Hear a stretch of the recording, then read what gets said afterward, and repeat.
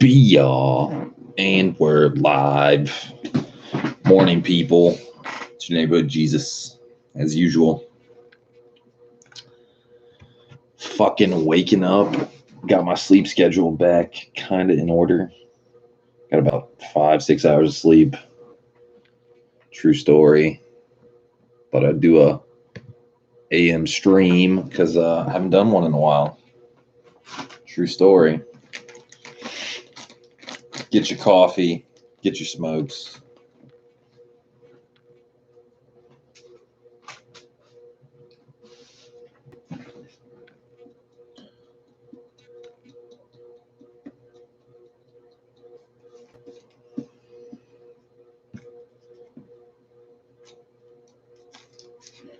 Let's wait for some people to get in here. We're gonna talk about some of the game plan. Damn, that's cigarette. It's like a 72. What the fuck? All right. Well, smoking a small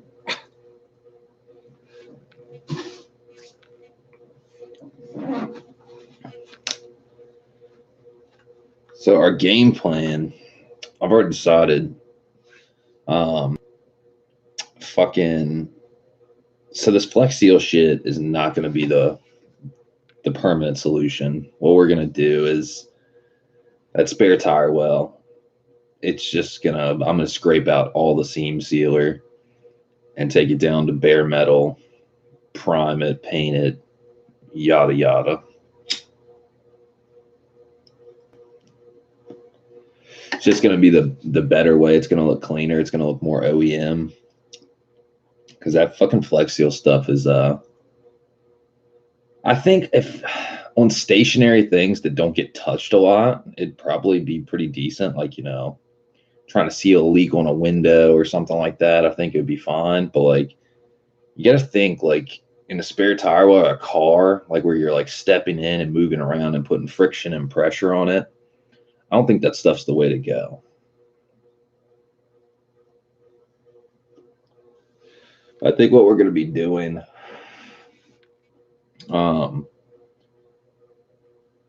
from the spare tire well back, like the back end of the car, that's all going to get fucking painted, right? I think everything else will probably just like, I don't know, we might take it to bare metal just to make sure there's no rust, like any more rust. And then maybe just like prime it or seal it or something like that so it doesn't, if any moisture gets in the car, it doesn't get rusty. It's got some type of coating on it. Because, I don't know, I've thought about it too. Like, it would be kind of cool to paint all of the inside of the car and just not run carpet. Like, that'd be kind of cool. But I think at the same time, like, that's kind of impractical. Like, I don't know, it's like some race car shit. But I mean, it would look pretty cool for like just daily driving. I remember when I didn't have carpet in the car, like I really did actually like the way that was. It was kind of like, if you spill something, it doesn't really matter. You don't have carpet. Not that I'm gonna be spilling anything, but you know what I mean?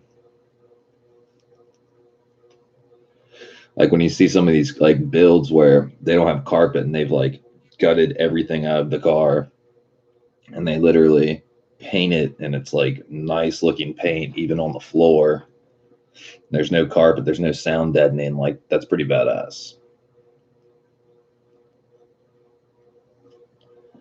But I don't know, we'll see. I'm not really keen on like taking everything out of the car, like down, like taking the dashboard out and all that shit. I'm talking not even just the dashboard, taking the skeleton out, taking the blower motor out, taking all that shit out. Like, that's a lot of fucking work.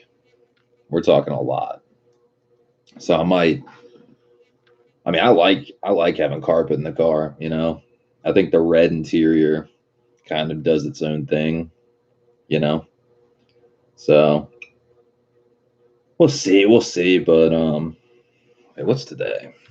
That's another thing I forgot about. Today is the 7th, so I have fucking 3 more days until my stuff ships out. My Accurate Parts warehouse order. 3 more days until it just ships out. That's pretty fucked. So Tuesday, Wednesday, Thursday, I'm not going to get that shit until fucking next week, which is crazy.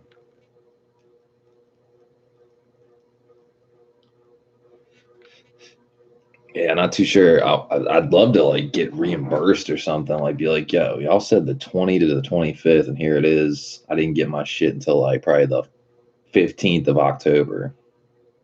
That's fucked. That's way too long. I would already have the shift selector rebuilt, good to go. But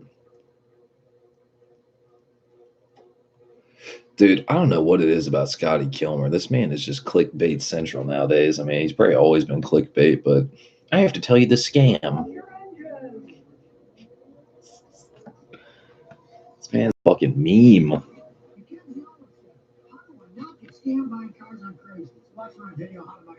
VTech, what's good, man? How you doing? Good morning.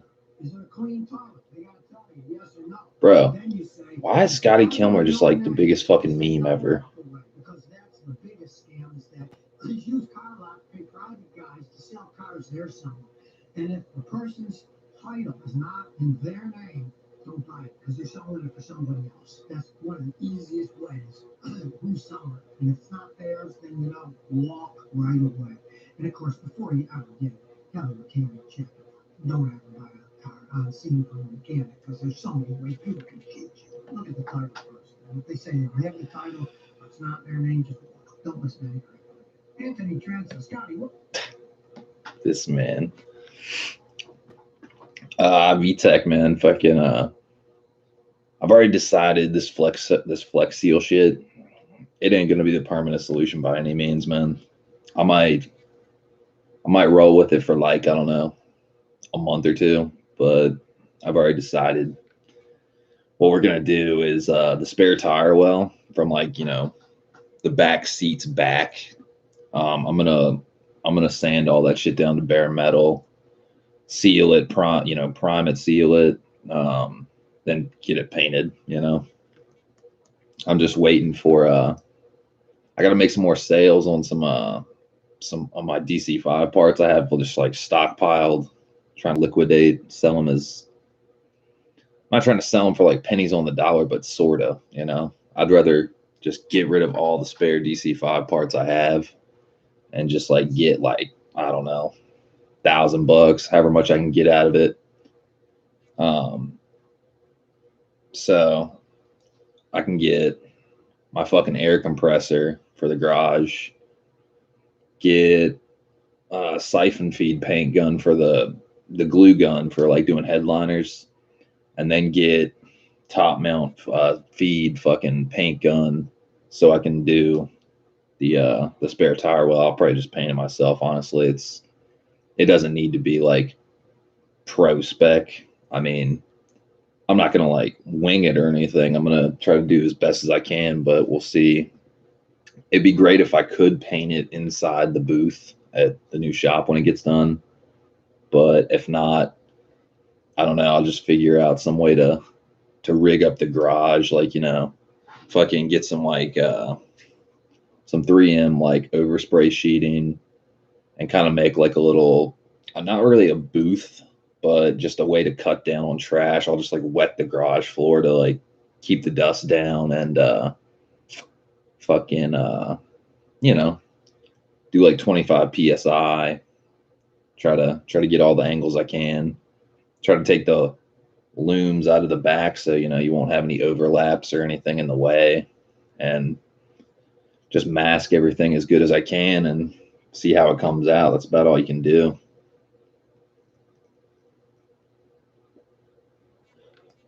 I don't think I'm going to go as crazy as like taking out the rear struts and all that stuff. Like, it don't need to be that show car quality.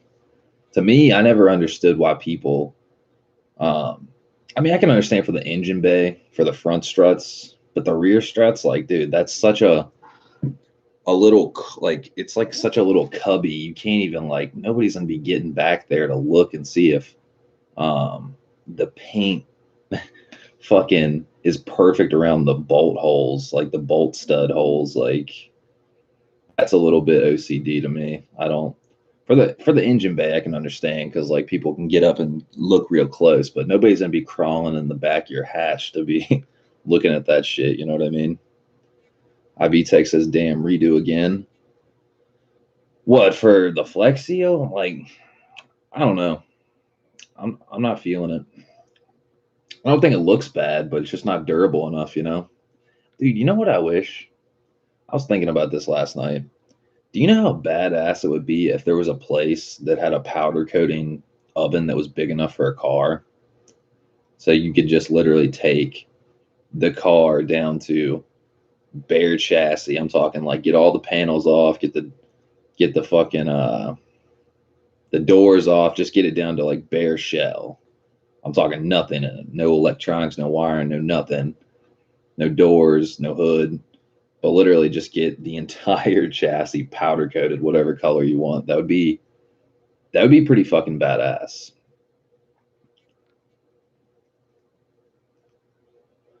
I feel like it'd be like I feel like powder coating.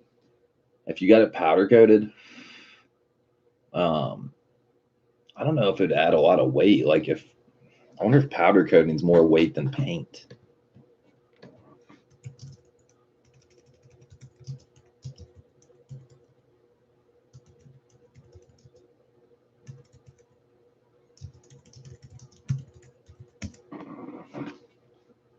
I wonder.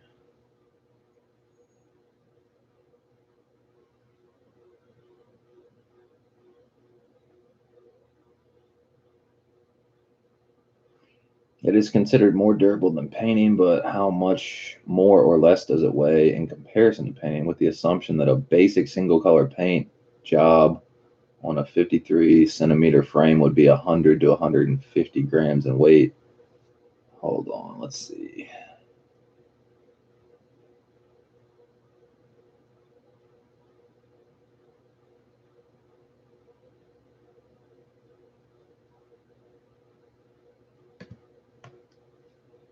See what these fools say.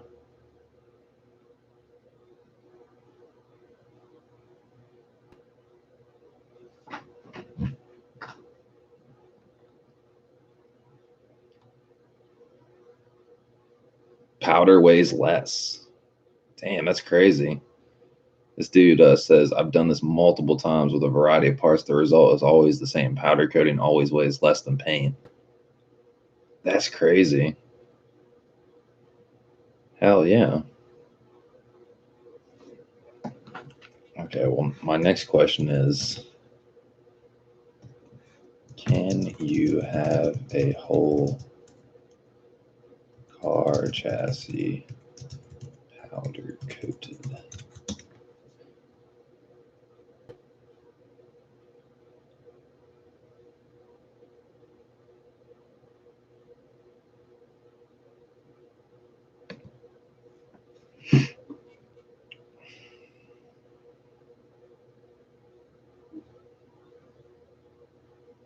This guy says, what if I could powder coat an entire car instead of paint? Since I do powder coat and I've learned a lot, I think I might try that on the car. I know there are ways to do it when you don't have a big enough oven. What do you think? You could get some of those parabolic solar reflectors from a big company that just went out of business. Can you heat the backside of the panels with a torch? Oh, hell no.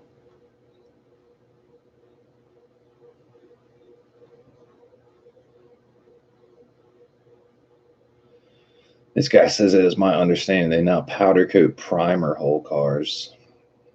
That's what Hot Rod Magazine did on their Project F Bomb, but only to seal the car.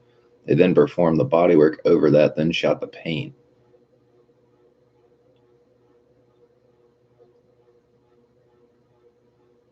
This guy says, I've seen several race cars that have been powder coated. They come apart though. Yeah, I'm talking about one piece chassis.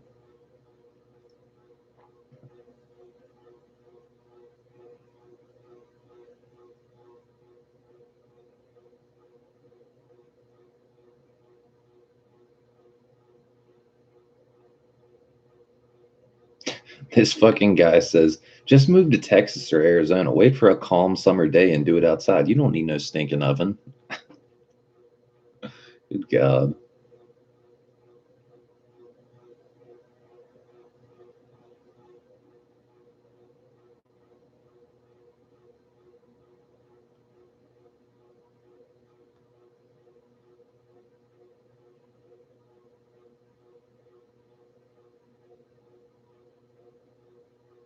Dude, that'd be epic if you could find.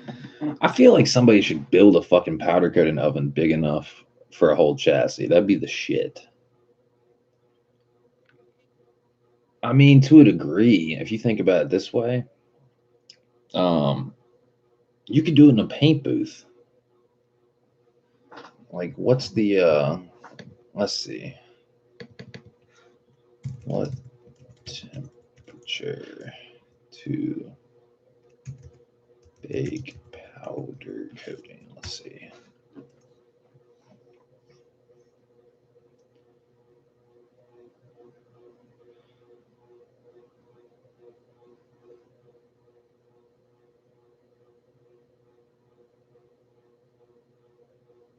$250 to $350.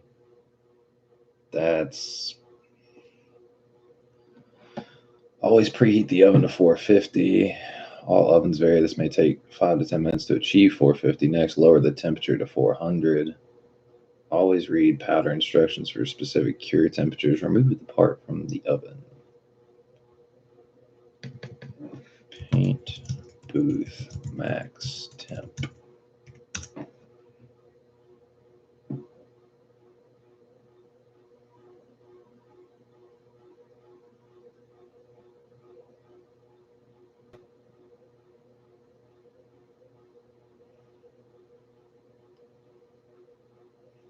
Let's see. What's the max temperature?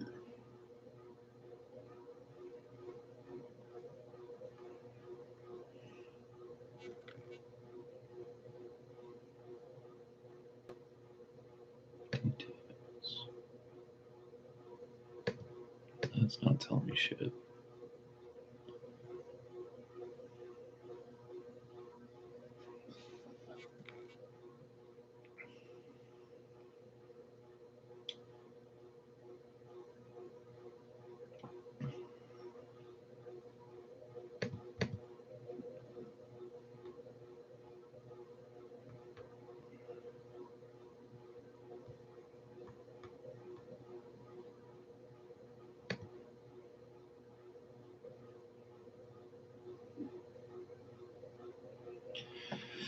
I mean, I know our booths, like our old booths, like went up to almost like 200. If you wanted to put them at like I think 200, you could put them at 200, but definitely not no 450 or whatever the fuck they said. So yeah, probably not.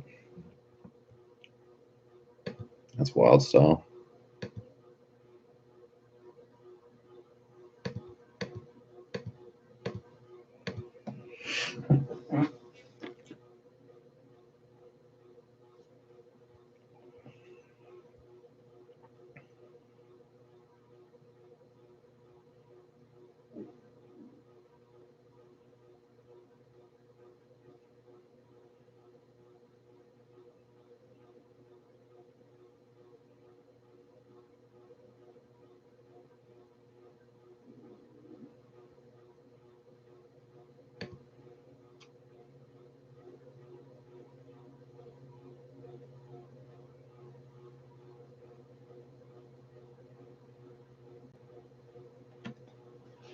Fuck, man, where the fuck is everybody at? I know it's like 9 in the morning, but goddamn.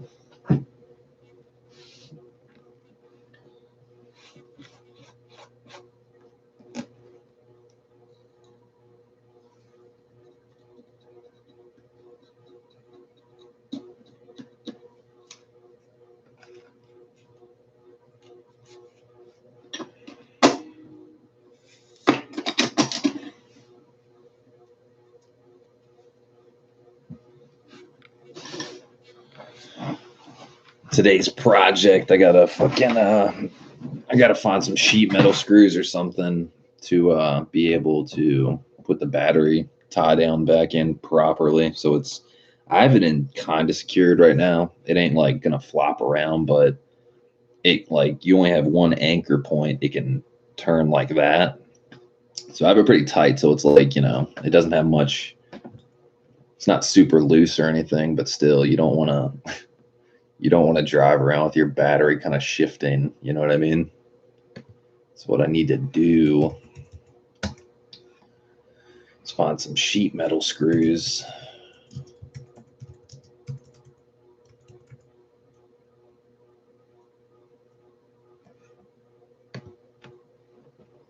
See what we can find.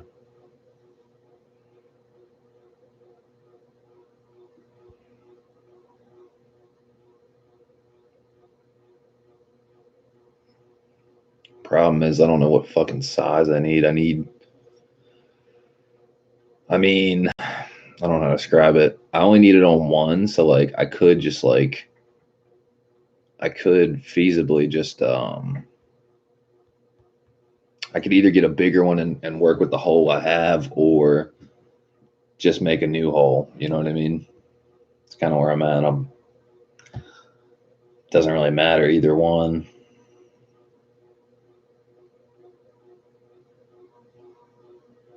What it comes down to is I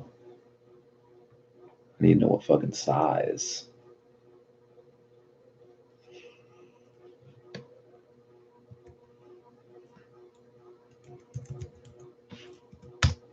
About like some kind of assortment.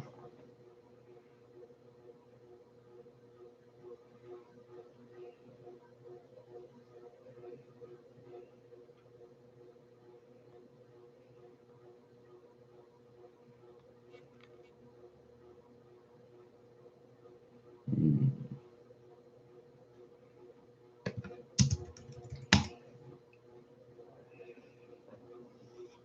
Let's see, sheet metal screws.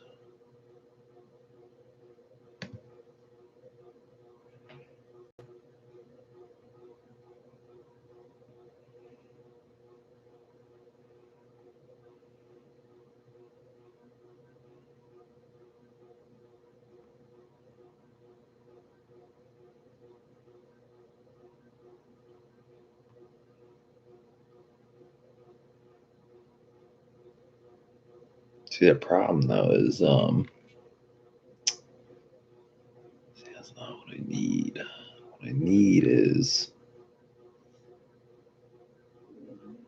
I get like some kind of assortment. If they had some kind of different fucking sizes, that'd be great.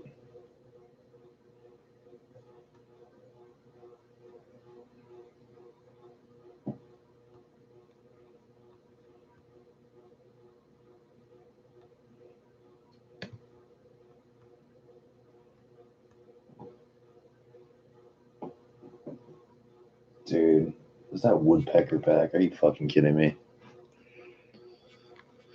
Why is that woodpecker gotta be a bitch? 2 3/4 inch per 12.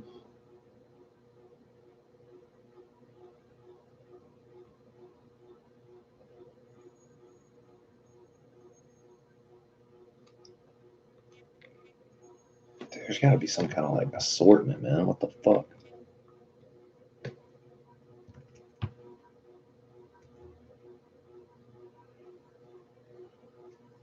This is $11. Let's see what the fuck's in it. There's gonna be the worst product image. Okay, there we go.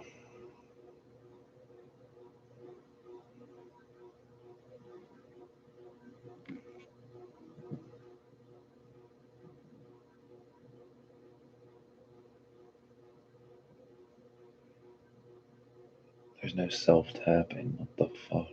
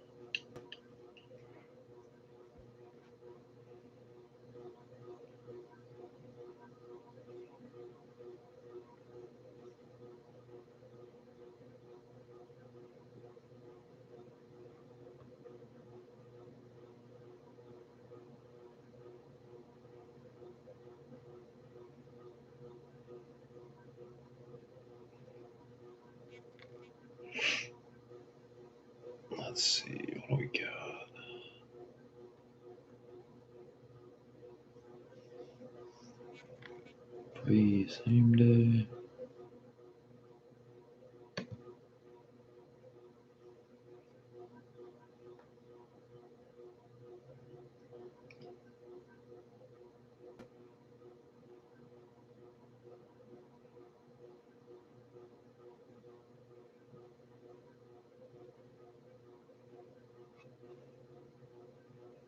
All right, so these.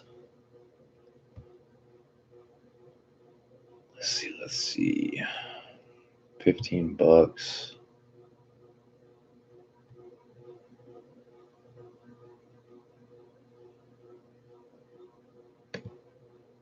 Add to cart. Cart.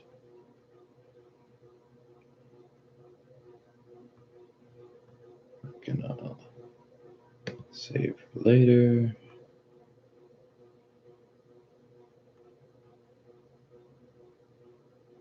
Save for later.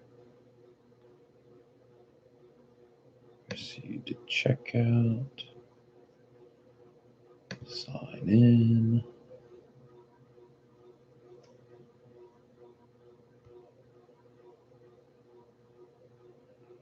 That's some bullshit.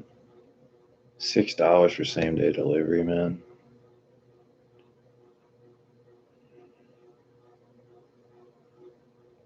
That's whack.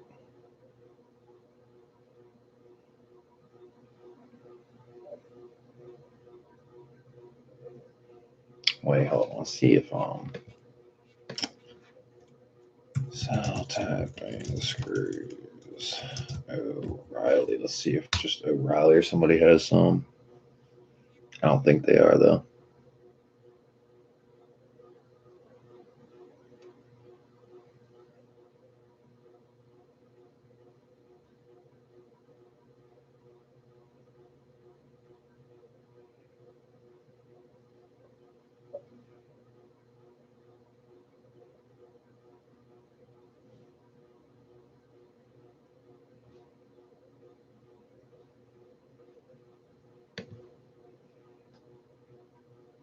Like I'm talking like a whole bundle, man.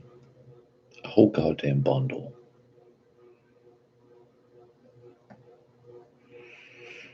Yeah, they got plenty of. Shut the fuck up.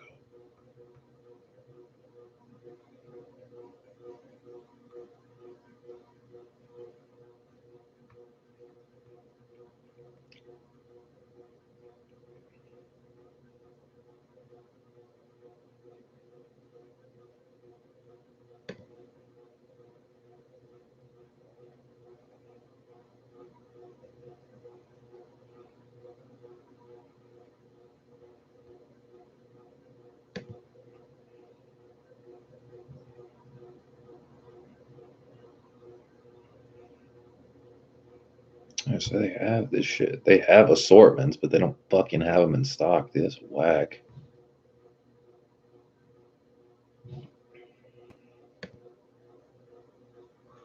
How the fuck can they not have them in stock?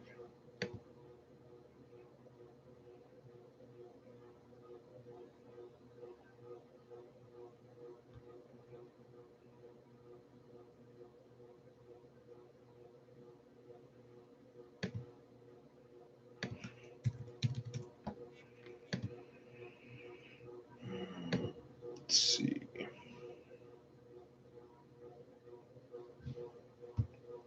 That's retarded. How can they not have fucking assorted screws in fucking stock, man? That's whack. Hmm. Hold on. Self-tapping screw assortment. That's how you. There we go. Loads.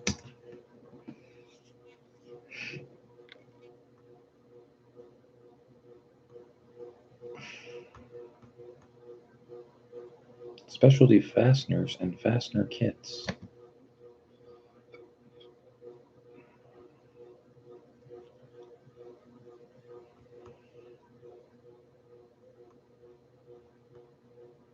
Dude, why they gotta make shit so stupid, bro?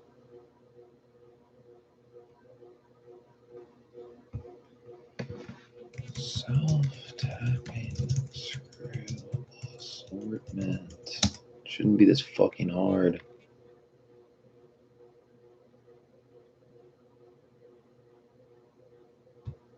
Fuck it, I'll just order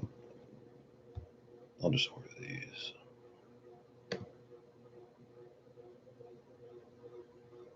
Booyah.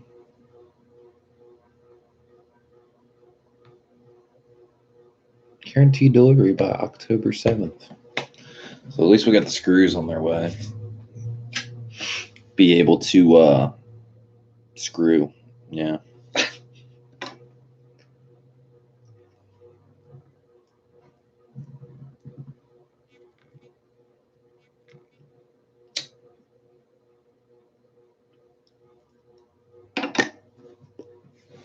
I think where I'm at now is trying to think. What do we have left to do before I start putting shit back? I gotta basically I got to whatchamacallit. I need to take the headliner material fabric fucking whatever off and start getting it down to the chipboard. It's probably gonna be today's project until fucking self-tapping screws come and take a wire wheel and get all the foam off and stuff like that. I'll be curious to see. Hold on, give me a second. I want to see if I want to see how easy that fabric comes off if I can get it off. Be right back.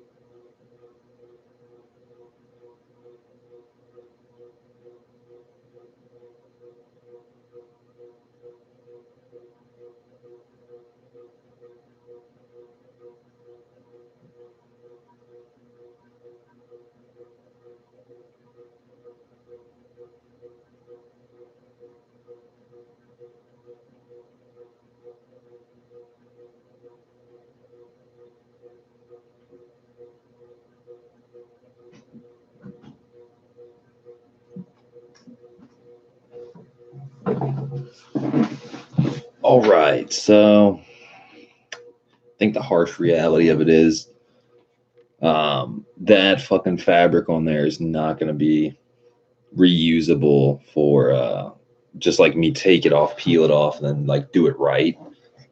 I don't think that's going to be the way it works. You could try, but to line up all the holes where they're already cut and stuff and try to like stretch it exactly where it was is going to be really fucking hard. It'll probably, if you stretch it tight, um, I feel like it's going to drift and the holes are going to be in a different location. So, like, covering them up is going to be really fucking hard.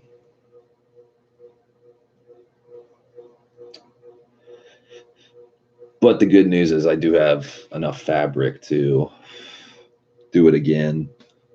And I think what I can do is that material, I think I could just like use that material to, if I ever want to recover redo my Recaro seats like with brand new insert material. That's only like that much by like that much on each, like, the bottom of the seat and the top of the seat. That's not that bad.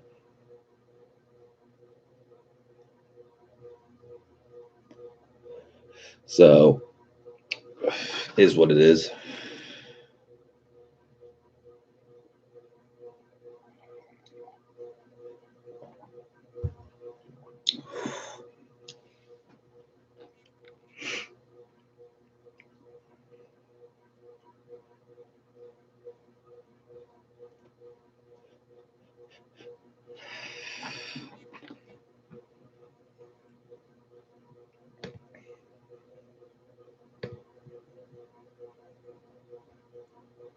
Wait, hold on, let me check something out. I hope I ordered like screws that are big enough. I didn't even think about that. Fuck. Oh no. My dumbass. Fuck. They're all the same size, different lengths, dude. Shit. That's not good. Well, what I'll have to do is I'll just have to fucking tap another hole. That works. I can do that.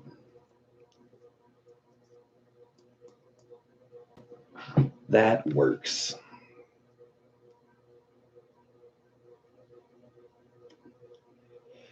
Yeah. Well, fuck. If I knew I was gonna be able to just tap another hole, I have fucking self tapping screws here. I was trying to get bigger ones, like diameter wise. God damn it.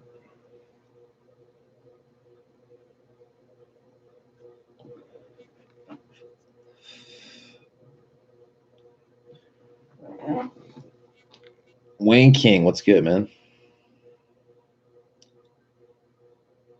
Wayne King says double cheeked up on a Monday morning. What does that even mean?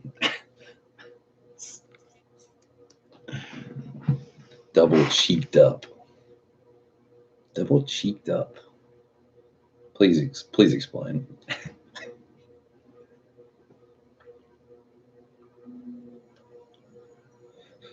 And good morning.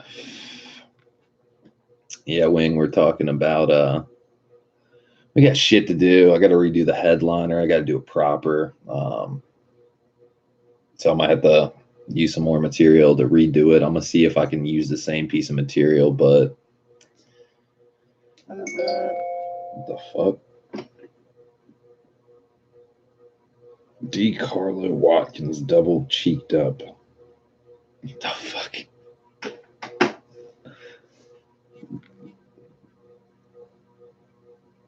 Yeah, see, I don't understand. See, this is what I don't get, Wing. Some people can share links and some people can't. Like, I don't understand. You must be special. Certain of y'all. I don't know if it's because, like, you're a moderator, maybe. But I don't understand it, I really don't.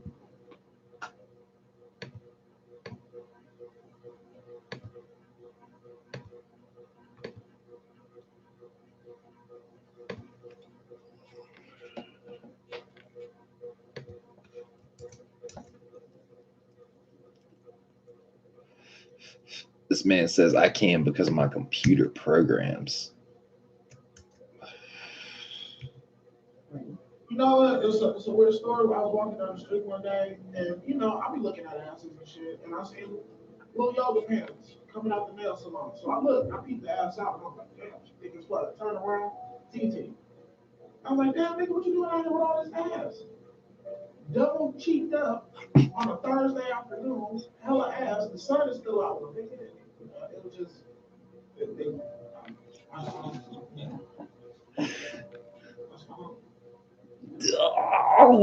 I, Double cheeked up. Oh my god, that's great. You know what I'm adding that to? Good shit. My good shit playlist. That gets a thumbs up.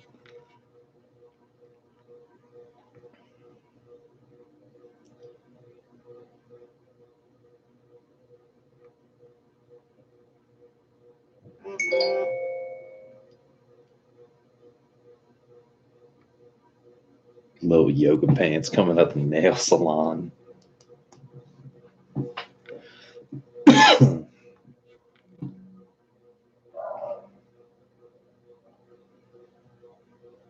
Wait, so was he talking about some dude? He said little TT. He's talking about a dude, or is he talking about a tranny? King says Teddy Ray's funny. It was a skit on Comedy Central. Aw.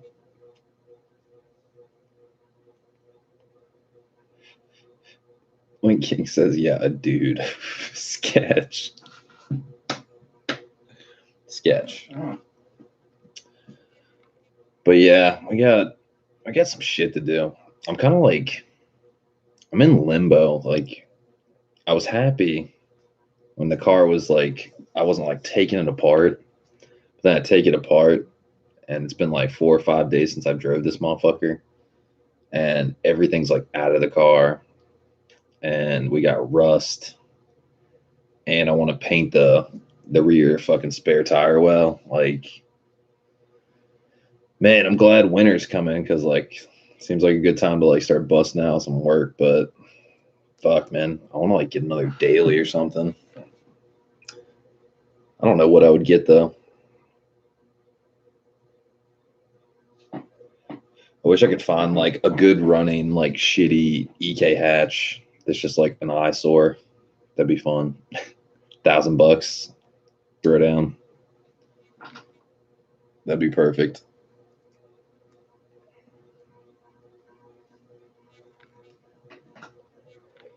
Project Driver almost done. What's going on, Gunners, YouTubers, subscribers? More work onto Project Driver. Today we are going to install cables. We're going to install the shifter box. We're going to install the injector clips. We're going to share all that knowledge with you today on this vlog. I am currently The inward Nazi. Hey, I got a car question for you. What problem would you have if your car sounds like a tractor when you try and drive it? What? The fuck? This man. Your car sounds like a tractor. I'd probably sell it.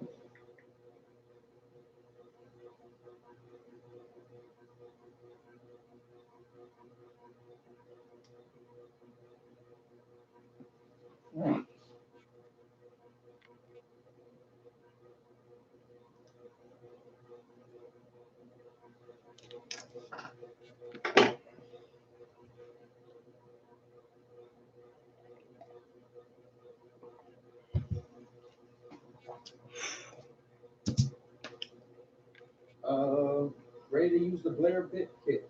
Remember this guy right here from whatever.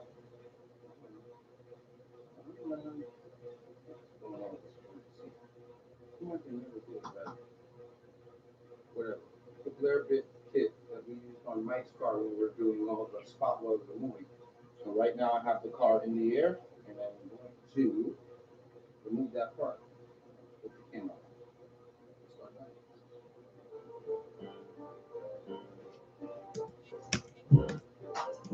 Welds are, and I use the punch.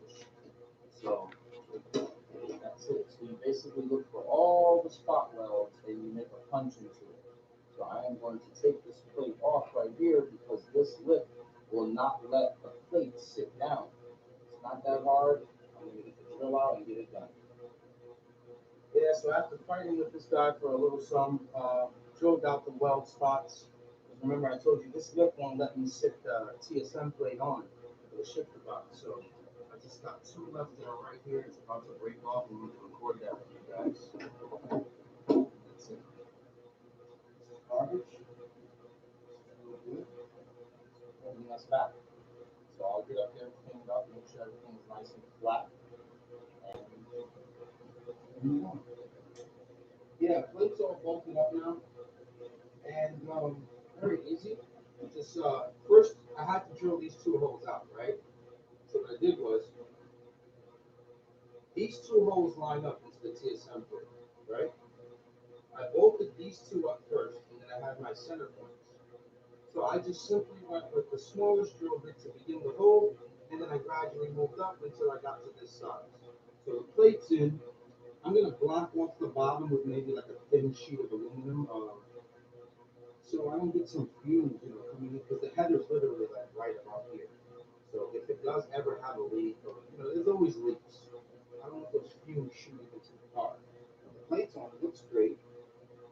Wiring is coming all together, and we're getting closer by the day, man. Look at that, really nice. If anyone needs a hookup on this, tsmrace.com.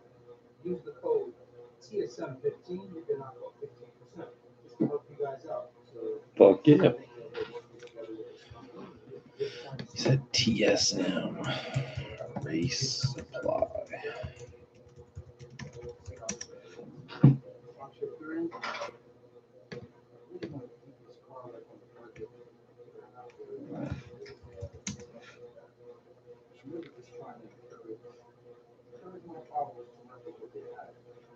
Stop shifter box. I don't know.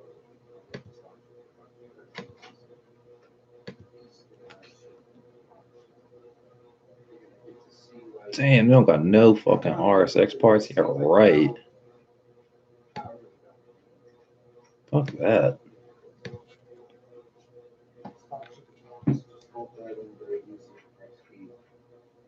Super simple. I don't think you guys need to explain that part, but we are getting there. All right, so we got the dash back in. We did all the wiring. Lefty's behind the camera today. Thank you, Lefty. He's gonna jump to the other side, show you guys how much me and Trappy cleaned up this dashboard. If anyone out there in the YouTube world has one of these guys, where's this called, Trap? Clock spring. Headlight switch, this whole mechanism right here, turn signal, headlight switch. I need it, PayPal ready. I don't trust this gas tank. I don't trust what's in it. So I'm gonna take apart the top here, and we're gonna drop the gas tank today and clean that out. So Lefty will jump on the other side, and he'll show you how clean we got.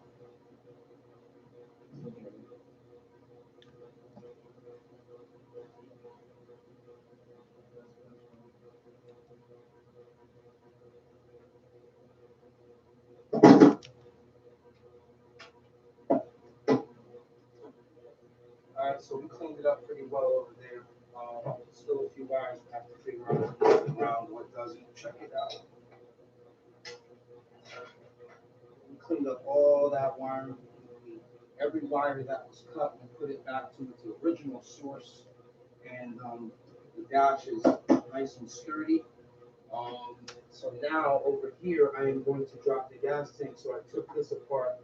I am going to just get a 17 for that. That's about it. The next thing we're doing is dropping the gas tank, because we don't want to do this build and fly up with injector, because I don't know how much this car is. So let's keep that.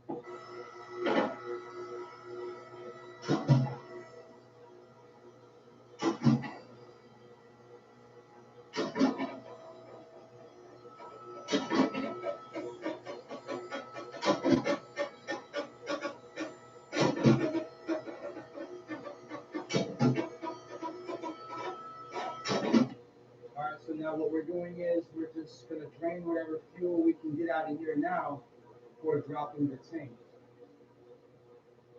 It's not too much.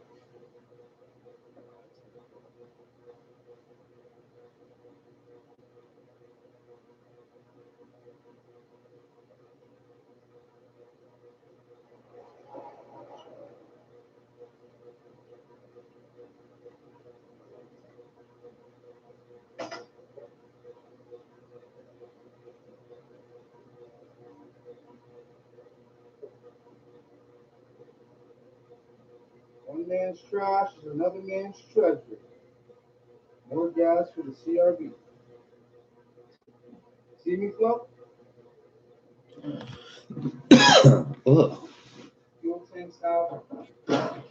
Take off this top cap where the fuel pump is being held. We're gonna wash this out. Put some M1 inside. Let that either way. And then drain it.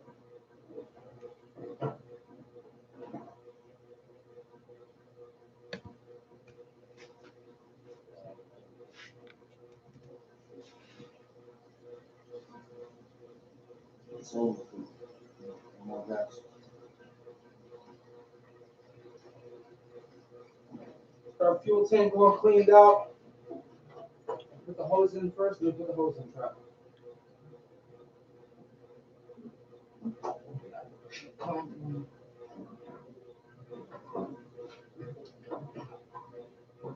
Okay, that's fine.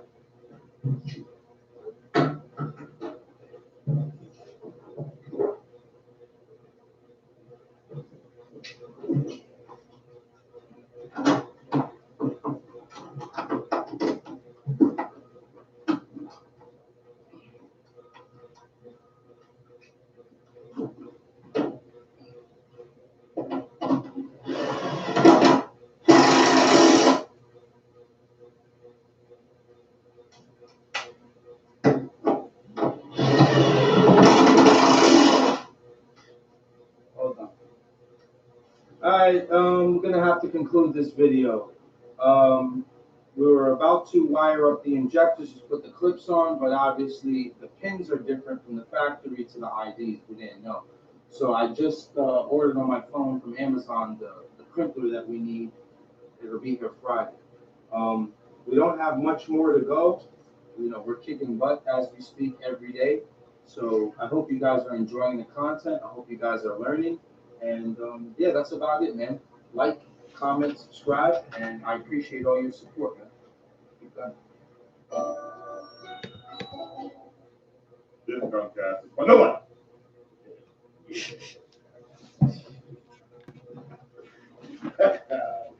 This Guncast is sponsored by nobody. Nobody.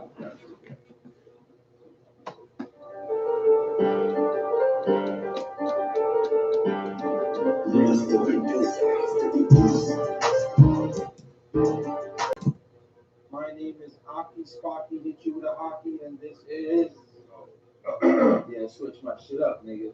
Potato to the laser. Raw sex.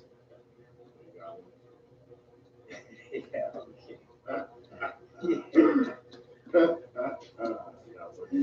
You just made that up, man. Man, welcome back. Yeah, episode 23. Moving along. 7 more to go to 30. Yo, my work hat money.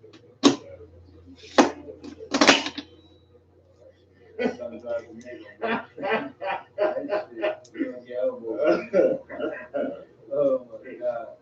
All right, we got question number 1. Yeah, wake the fuck up.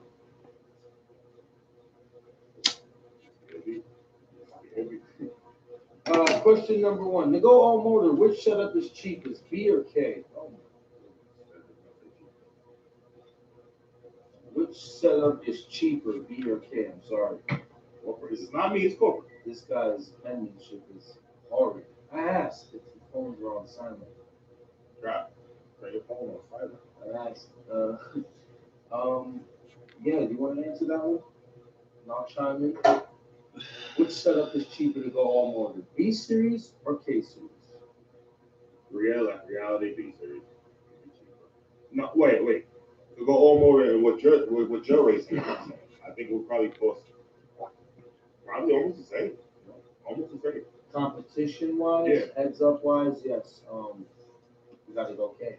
What's the 4 piston long block for V6? You don't really know, right? No, give or take the same amount of money as a K Super 99. It'd be a little cheaper if you want to be technical.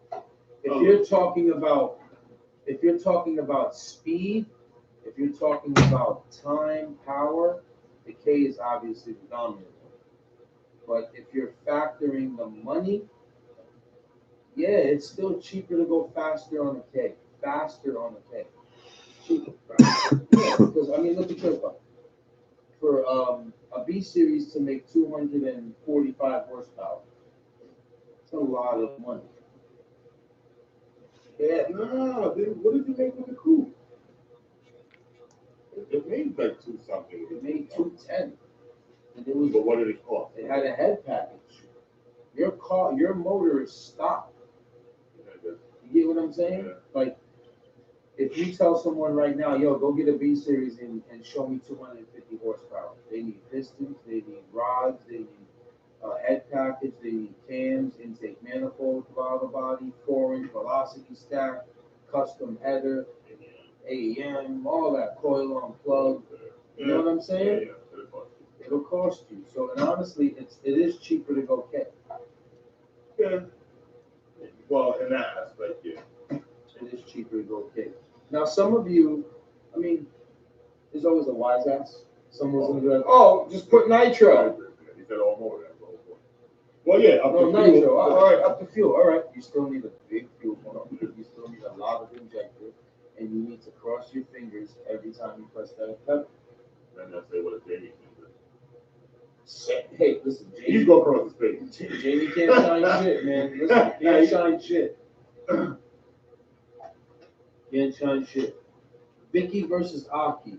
Let me read this one. You have to read the whole shit. You know, I even told myself that. Do you think he's gonna read the whole thing? I said, no, I don't think so. Let me just put that there. I move off direction, bro. Oh, you forgot. You made me forget what to do that. Oh, but listen to how they shit on me though. You ain't gonna be giving me no credit, man. I go out there, I'm killing highways, murdering shit, and they still shit on me. You ain't raced nobody yet, my nigga. Nah, you made us build this goddamn car. We started this whole culture wave. Yeah, you ain't locked up nothing yet, man. Fuck out of here, man. Anyway, so nigga said me versus He curved that. Project Driver, get it right. Driver. Yeah. And when Vicky loses, Yeah. I gotta dye my hair. First one, I gotta pick. Dye this. And then they're gonna pick what the gunner's gonna tell me what color. Yeah. Yeah, no. Yeah, dye your goatee. Yeah, I don't know. But you didn't give me a chance. Why I gotta lose out the gate? You're sitting next to the greatest of all time, boss. And how much you say you gonna give me? I'll give you 2. Up front, none from the back. I ain't Fully getting. loaded. Fully loaded. No doors, no nothing. No doors, no I can nothing. come to win. Can I come to win? I'm sitting next to the gold. You feel me? All right, you can come to win. I'm only giving you 1 car. All right, well, now I'm saying. All right, I'm coming in at full weight. Pause. You're gonna go put all the lightweight shit, and you're gonna have the same tire as me up front. And you want me to give you 2, and you coming to win? I didn't ask you to give me anything. All right. You said you're gonna give it to me. You know what? Let me get 1 car. Give you one? Yeah, give me 1 car. All right, thank you. Wanna know why? Yeah, right. Me spanking you, sleep is gone. But that's not the question. You're not gonna be able to eat if I fucking spank you, bro. Losing to Vicky, the nigga that ain't never beat nobody. You gonna get no sleep. Oh, good. You ain't got you 1 W. No, in this car, yeah, I Yeah, put I'm about to say, man. Yeah, but I think you're gonna have to take your shit out to the street racing. No, I'm not saying lock down the highway, but meet up spots, yo. What's good? What we doing? We want a little 1, 2, 3 pulls. Oh, way past the red time. That's what the fucking problem is. Yeah, but you gotta put that work in, man. It's time for you to go out there. You out here. The track, man. Oh, God. All right, so then we go into the track a lot more once Project Driver's done. And then we can race there too. Okay. I'm coming to win. I'm coming to win too. All right. All right. Biggest fear in life. You go. What the fuck do you go with these Yeah, questions? when they get to these car questions, you wearing me out. Yeah. And there wasn't even a lot of car questions anyway. There wasn't. You want to skip that question, go back to You it, know and what- keep it on You know cars? what they want to know? You know what they want to know? Where the fuck is their old rent at? That's they want. They want their shit, and they want to know where's their car. Outside. That's what they want. Just waiting for them. October 5th, we are having a party. Gunners party. We got some people on the head counter. Who the fuck we got? Bronx, New York. Game Day Sports Bar. 5 p.m. Eastern Standard Time. We've got $1,000 at the bar already that we're going to be able to spend on food and drinks. No, it's 2,000. Oh, that's what I said. Oh, I'm sorry. damn, this All right, so podcast we've got over $1,000. 30th. I already saw that fucking giveaway. How the fuck did I miss this podcast? For everyone that can't make it, we're going live. We got some people on the head counter. Who's here? Who we got? Good morning. At 8 p.m. Catching up on my keep gunning. Shut down that day. Waiting for a package. All right, well, that's the stuff. See how long Amazon takes today. It's the same day delivery. Biggest fear in life. What do you got? You want me to go first? Yeah. Biggest fear in life. Man, my head just went everywhere else. Like afraid of it? I don't even know how to say it because It took me a while to kick fear though. It took me a while to kick fear. Fear holds you back a lot. my biggest fear in life is this. No. So cleaning my ear with a Q-tip and not really paying attention, and then when I go to lick back the other side, I forgot to flip it over. Oh, hell no. What up, Cam? What you doing on at this hour? Shit. I woke up like 6 a.m., man. Woke up, reevaluating everything. Fucking, so Cam, this fucking Flex Seal stuff, it's not horrible. But in certain little areas around like contour metal, it's already starting to like flake away. Like if you like hit it or like rub on it too hard, like you're climbing in and out of the car, it's already starting to chip away. So that's not good. So what I've decided is the spare tire well from the back seats back, I'm just gonna sand all that shit down and prep it and paint it, you know. That's all we can do because this Flex Seal thing ain't gonna last, I'm telling you. I think in the floorboards on flat, like where I laid a bunch of that shit down, the more of it you lay down, it seems like it's more durable. But yeah, it's kind of it's like a temporary fix, you know what I mean? It's really what it comes down to. Just needed something to patch up the hole where the rust is, and once the shop opens up, man, I'm just gonna get Bob or Jerry or somebody to weld that shit in for me, a new plate of metal. And then once we have all the metal welded in, I think what I'm gonna do though, see, this is where I'm at. I think what we're gonna do though before we paint the spare tire well, fucking stitch weld it so there is no seam sealer. You know what I mean? I think that's what it's going to come down to, because one, that'll really help with the leak, but two, it's going to look nice. You know what I mean? Cam says should be okay once carpet is in. Yeah, I'm not talking about the flats. I'm talking about the contours, like in the back. Like when I was putting in the strut bar, the rear strut bar and the brackets and stuff, I noticed on that little contour that from the behind the back seats going to the spare tire well, that shit's already flaking away, you know? So it is what it is. Dude, what is up with my phone, bro? No, I'm not adding my phone number. Get the fuck out of here. Just take me a messenger. Somebody sent me pictures. I'm trying to look. Any day now.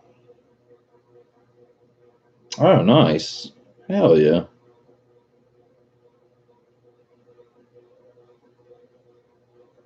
Yeah, looks good. Merc Racing makes nice stuff. Dude, the one thing I don't trust though, or like I don't really know about, like if I want to see, 'cause that's the thing. Like if I do the electric power steering, I'm gonna have to do the K-tuned adjustable EP3 idler pulley or whatever.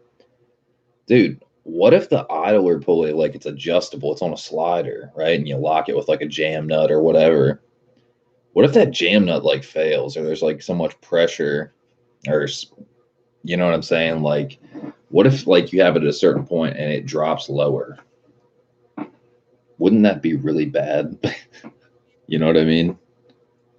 Who's to say that lock nut or that jam bolt or whatever the fuck it is that holds it up at the adjustment?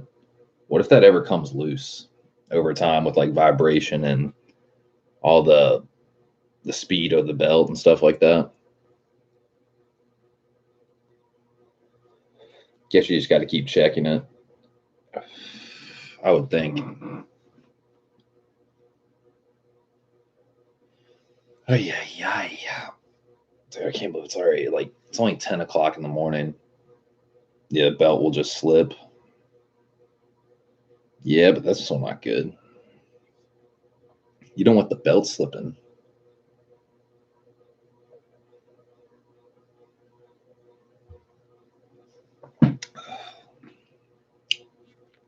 But yeah, I always wonder about that, shit like that. But yeah, I think hold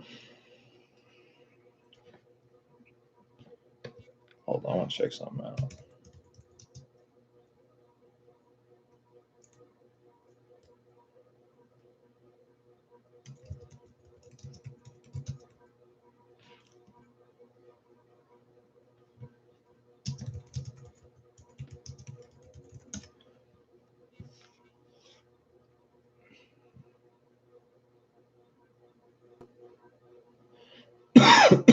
Ugh.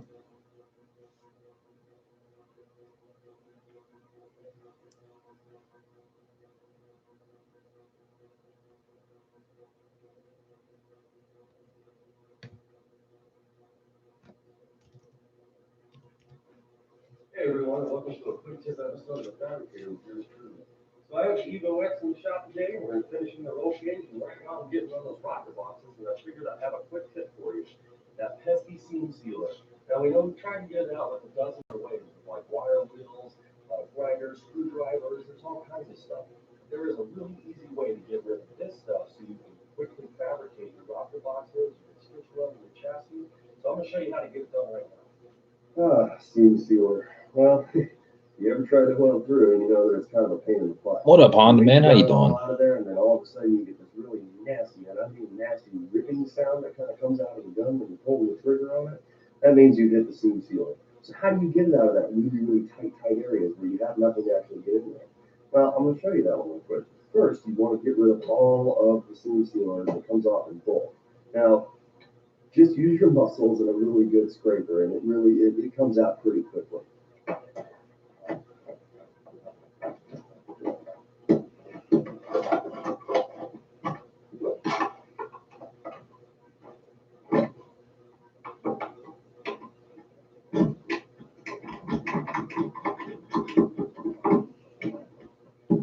Dude, he's cutting through that shit like butter. There's some really pesky spots in there that you gotta go out. Try to get as much out with like a screwdriver. Honda man says, I'm good. Just came home from work. What are you watching? Oh, I was just dicking around. I was watching Keep Gunning, and I was looking at this video of these fabrication people that are showing you how to remove seam sealer the easiest way. Something smaller than that scraper you're just using. This only takes a minute. It's gonna make really light work out of it later on. I mean, this is exactly how I would remove seam sealer. A scraper and a flathead screwdriver. I thought he said it was easy. All scraped out. Now what? There's still that little bit that's in there that if you actually hit that with the wire and whatnot, it's going to completely destroy your weld. It's going to contaminate it and make it so you can't even penetrate and get a good weld in there. You really don't want it in there. So how are we going to get it out of there? Burn it. It should absolutely go without saying, but I'm going to say it anyway. You need two things. You need a fire extinguisher, just in case, and you need somebody on fire watch. Fire watch is a place where you aren't even looking. So you can see the top here, you need to have somebody looking at the bottom, or underneath, or around, or anywhere that you think that something else can catch on fire. Why? Because you're heating all of it up. And even on the bottom side, or in other places that you possibly might not see, there could be undercoating, there could be more sealer, there could be stuff. On the man says, "Ha, just be careful where the plates are on top of each other." Yeah, true story. And that's not really what you want. So make sure that you have a fire extinguisher and a fire watch. All right, so we're going to set it ablaze here, try and get rid of all this other stuff that's in the way. It doesn't take much, you just want to heat it up.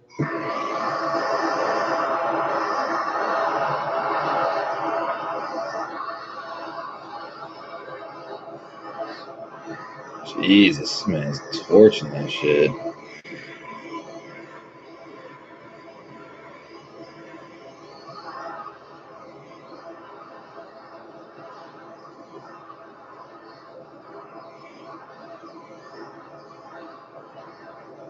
Okay, I think you're good. Of course, another one of those things that usually should go without saying, make sure you have absolutely good ventilation, because if you don't, grab a respirator. Don't take chances with your lungs or anything. So look how easy that just kind of flinks right out of there. Gone. Just like that. I don't even have to put a lot of effort into it. It's kind of like gooey that, you know? That makes life a heck of a lot easier. That means that there's absolutely nothing in there that could possibly damage your level. I'm gonna take just a minute and let all of that cool down after sprinkling it out. And then we're gonna go back in there and clean the metal off really nice so we can get a really great weld right down on there. Sheet metal is kind of finicky like that. But in order to clean it up, just gonna use a little bit of a generic parts cleaner and a rag. Now the cleaner on the rag is just going to get rid of all that little extra residue that you can't get with, say like the scraper or any kind of little area you missed. So just give it a really good wipe down. Make sure all the little film and residue and everything like that is gone.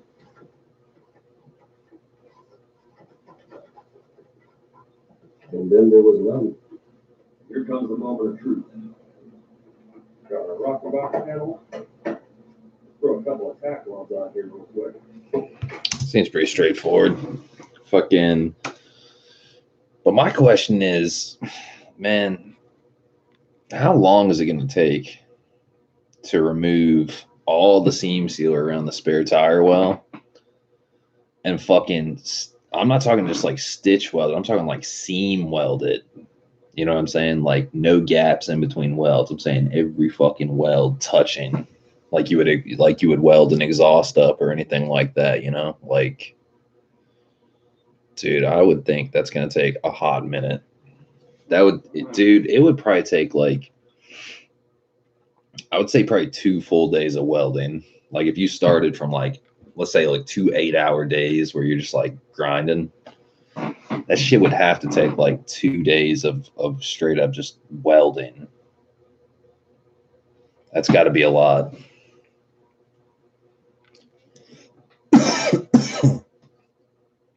What would you guys think? How long do you think it would take? Do you think you could bust it out in a day?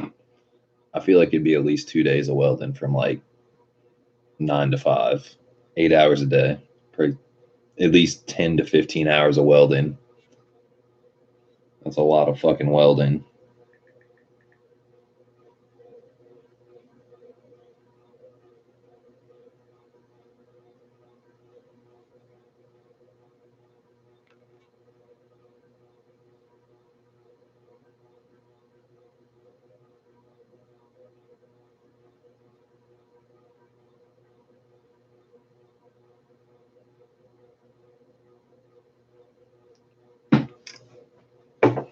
Honda Man says going full race mode. Well, I mean, for the sake of like making like, I mean, obviously if you stitch weld or seam weld the whole chassis, that's going to be like totally more rigid, which is a good point. But two, this whole fucking Flex Seal shit I've been doing, dude, it ain't gonna last. It's not very durable. And like on flat surfaces, like in the floorboards and stuff, I think it's fine. But I think in the back and on contours, like where like the metal comes up and like does like, you know, a bend around the bend, it's already starting to flake away. So, I mean, it's not going to last that long. So I'm thinking towards the future, like, so basically like, you know, I want to do the EP3 electric power steering. And I said, when it's time to do that, we're going to yank the motor out and just paint the engine bay. We're going to take everything out. You know what I mean? We're going to go full fucking send. So I was thinking when we do that, it'd be awesome to fucking repaint the spare tire well too. You know what I mean? Just do all that at once type deal. And I'll prep all of it and get it all good to go. But man, it's just a lot of work, man. I don't know if I would stitch weld the entire chassis. That's a lot of welding. It all depends on see, because I got to get the rust repaired too, and that fucking back passenger floorboard contour. So there's going to be a little strip we're going to have to put in. I hope it's just like a strip this big of new fucking sheet metal. So if there's any more rust, I mean, we're gonna have to deal with that, you know. Hopefully it won't be much. It'll just be like, you know, a little section maybe like this big. So who knows? Can't know until we start fucking sanding that bitch down to bare metal to see how far the rust traveled type deal. But as far as I could tell, in that back passenger footwell at the contour where it comes up to like, you know, you got back passenger floorboard and it comes up to that step up and then to the seat. I mean, I can stand in the floorboard and like bounce up and down, and it's durable, it's sturdy, you know what I mean? So it couldn't be, the rust couldn't have traveled that far, honestly, at that seam. I mean, it probably goes out 2 inches from the seam, maybe, you know what I mean? Like you got the seam sealer, and it was cracked, and you got the hole, but then when it comes out to like past the seam sealer, it only goes like an inch, maybe. I would think it's like gonna be, it's probably like that much, like literally like that much. That's how much I would replace, honestly. If there's no more rust, there's just that one little hole, and it like travels maybe 2 or 3 inches on each side, but it's still not a hole that big. You know, probably like whatever that would be, like 1.5 inches by like 6 or 7 inches, maybe somewhere in that area. Who knows? You just never know what you're gonna uncover when you start taking a fucking car apart.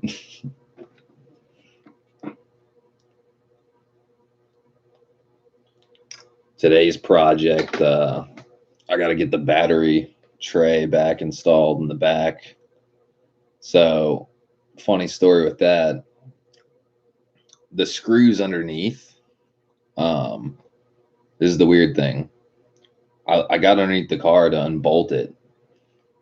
There was only one bolt I could see, but there's fucking 3 bolts or 2 bolts, you know, on a diagonal, like one here and one here. So I saw one bolt. I'm like, well, that's fucking weird. So I unbolt that, and then I go to the top, the one I couldn't see, and I start unscrewing the screw. Well, it's not a self tap. It's like almost like he drilled a hole to the right side so he could thread a bolt. Okay. So here's the weird thing. I tried to put it back in. It has no drag on it. It's literally just spinning. So it's almost like it had a nut on it, but you can't see the bolt because that bolt goes inside the frame rail. So there's no way you could get to it. You know what I mean? Which is really weird, because basically what I'm gonna have to do now is I'm gonna have to drill a hole and use a self-tapping screw and make a new hole, basically, because like literally there's no way. I almost want to call him up and ask him how he fucking secured that. Be like, I see one bolt hole. How the fuck did you get the other one tight? Makes no sense because you can't get like the frame rail is the frame rail. It's like a fucking. It's like a square. There is no place for you to like stick your hand up in there and like hold a nut and then just like tighten it, you know, enough so you can tighten it from the top. Like that shit makes no sense to me. I don't understand it. But basically, I'll just have to, you know, improvise and just like tap a new hole basically for that one bolt because I have the one bolt in there with the nut and it's tightened and the fucking battery's not gonna fall around. It's not gonna like flop over to another side of the car, but it does swivel a little bit because it only has one anchor point. So like the anchor point here in the back, so like it can kind of like shift a little bit. So I mean, when you have the battery cables hooked on there and they're tight, obviously it's not gonna fly on the other side of the spare tire well and like, you know, be dangerous necessarily, but it might like rock around and make some noise or some shit. Seems like it's always something. True story. But yeah, I don't understand how the hell he anchored it down. He had to use, I thought it was a self-tapping screw he used, but when I took the bolt, it was a fucking bolt. Like literally it was a Phillips head bolt. And there is no self-tapping like point on it. It's literally just a bolt, like a rod bolt. Really fucking weird.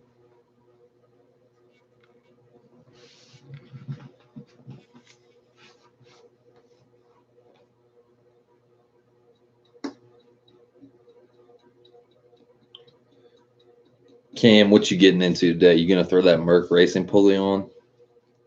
Or am I gonna have to come to Australia and beat that ass?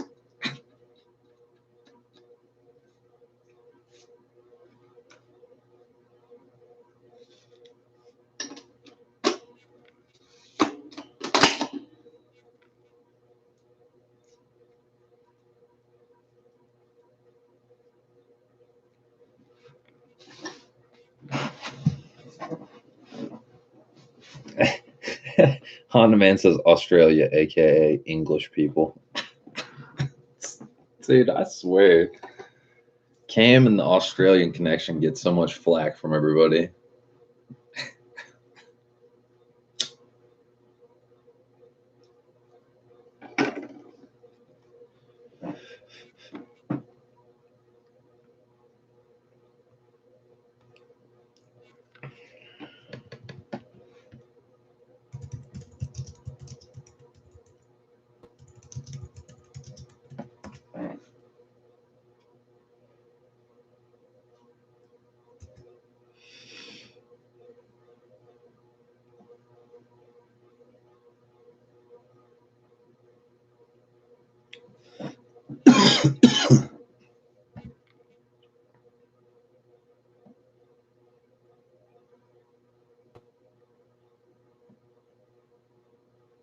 Cam says doing fuck all at 1 a.m. Oh yeah, that's right. It's not 10 o'clock in the morning for you.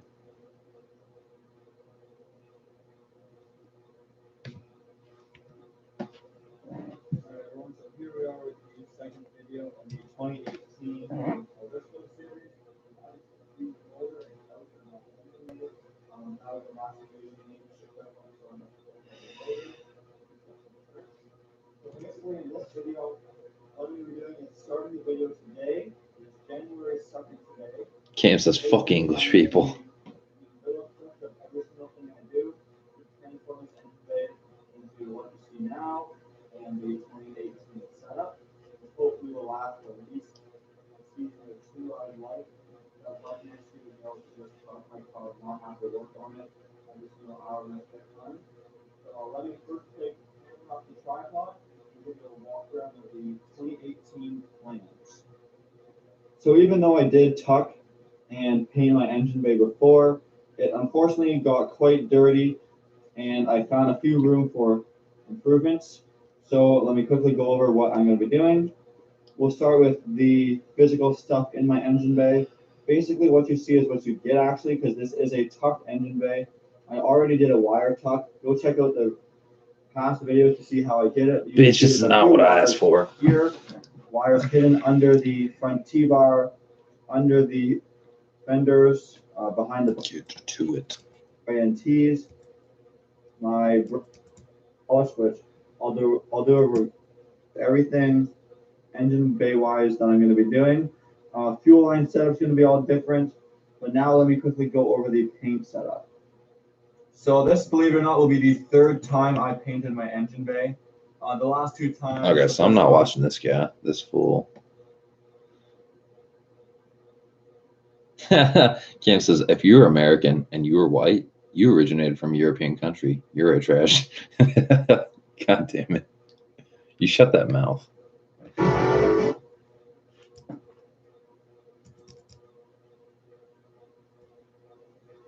To today's video, so I just finished uploading my other video. It is right. Stitch welding and welding close the extra holes, aka shaving it as I can. So I'm gonna kind of set you guys up and show you as I'm going about it. There's a million ways to do this, and this is just the way I'm doing it. So bear with me. Negative comments, kick them aside because I don't want to hear it because I really just don't care. It's not your car, so piss off, mate. Piss off, mate. Did you hear that? Oh. I've been using a flapper wheel, or sorry, a wire wheel on my drill to get all the easily accessible steam sealer spots off. And right now my brother is using a Dremel to do the tight corners, just a little bit on it, and it's working pretty well. So basically, what we're doing is you get the steam sealer off, you stitch welding, which is basically just little multiple short beads to weld the seams together. And then as for the shaving aspect, a lot of people tend to use Bondo or body filler like that. That's not really a good way to go about it because it cracks, it heats up, and it flexes. So if you fill it with weld, you weld it shut and you grind it flat. That's more or less the better way to do it. I don't want to necessarily say the right way because everybody's trying to yell at me because they have their own way of doing it, which is totally fine. But this is how I'm going to do it. So you get all the paint off all the holes. Honda Man says, "LOL, that shows how many stupid English people there are. Not all white people are from Europe." Stupid wankers. Cam says, "I ain't English, you POS." And it'll be okay. So let's get to work. So just in case none of you guys have ever done this or never seen it really, because there's not much videos of it on YouTube. Basically, I'm not going to set the camera lens right in front of it because this is a $1,000 camera and I'm not going to ruin my sensor with this light. But I'll stand in front of it, kind of get you guys. I'll fill one of the holes. This man Cam says, "Where are you from, you cocksmoker?" Show you what it looks like after that, and then I'll feel the cutoff wheel and we'll try and level it out, smooth it up a bit. Honda Man's from, where are you from? Norway, if I remember correctly.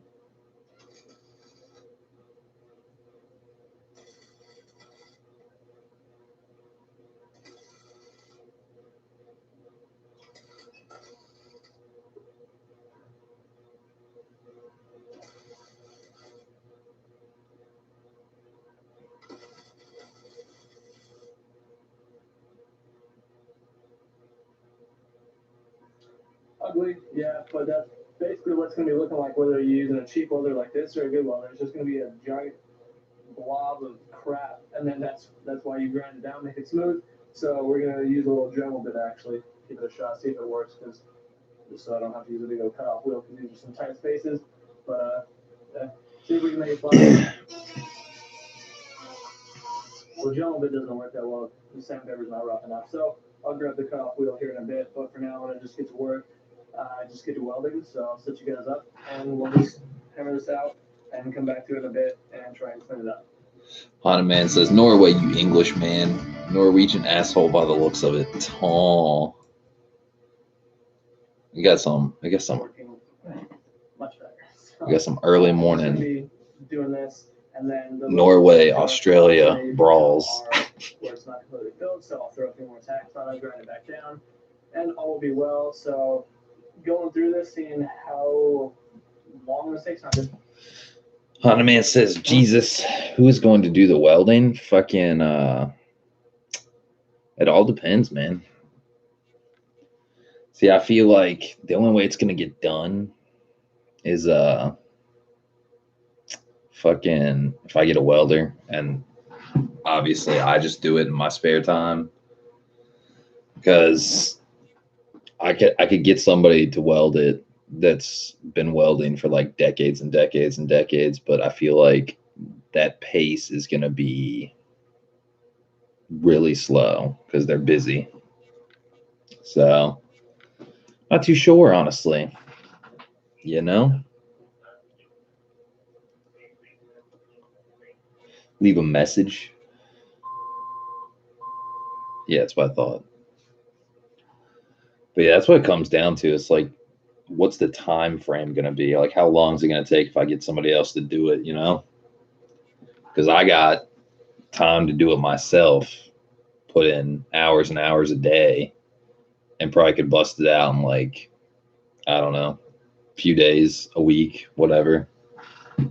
But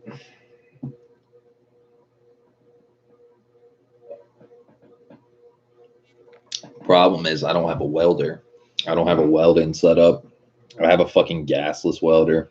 That's not gonna work. Gotta have a tank. Gotta have a good welder.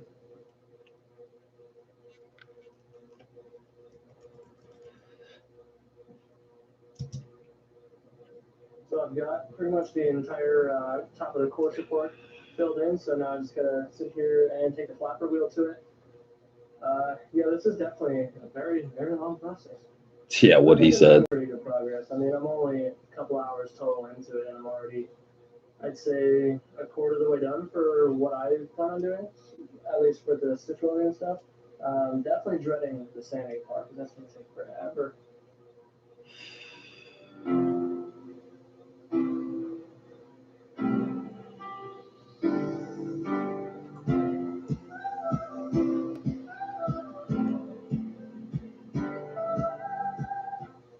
So now with it all ground down, there's little dark spots here and there on the edges where it's not completely filled.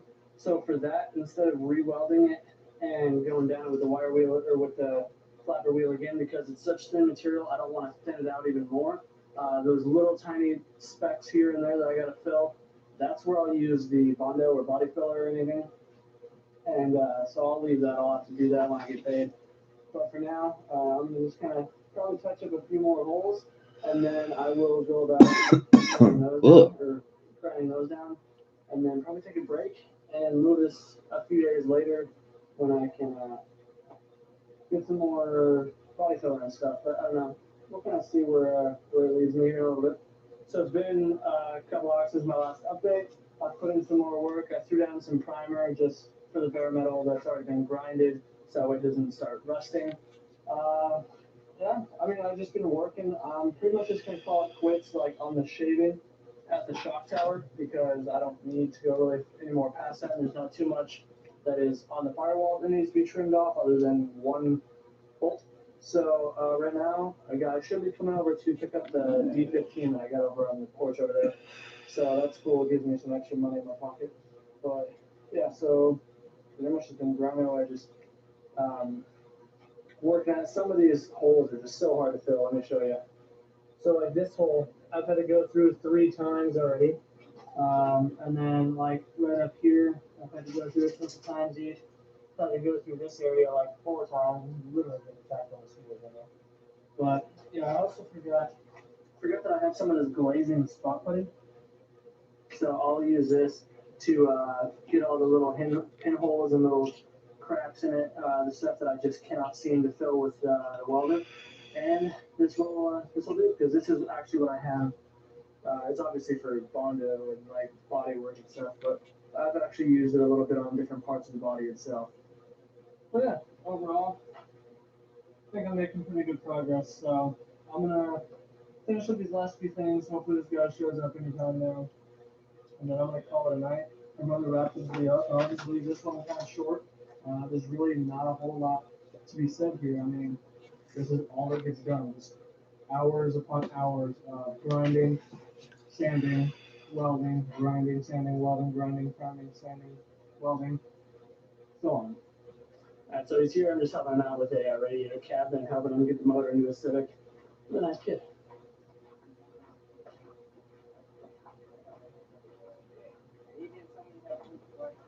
This one should work.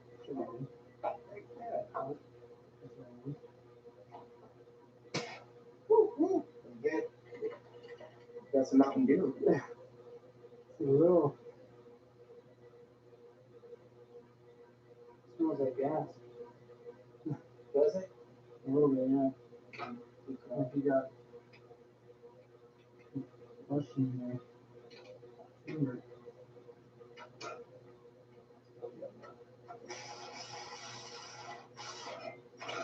Golden.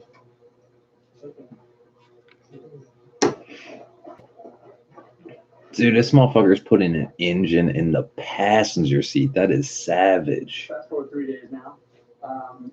I've never, dude. Have you guys ever seen anyone load up a single cam into the passenger seat of a fucking Civic? Like, that is mind blowing. Just like, yeah, fuck it. Just like load it in the passenger seat, put a seatbelt around it. The fuck? I need a beverage. I've never seen such shit.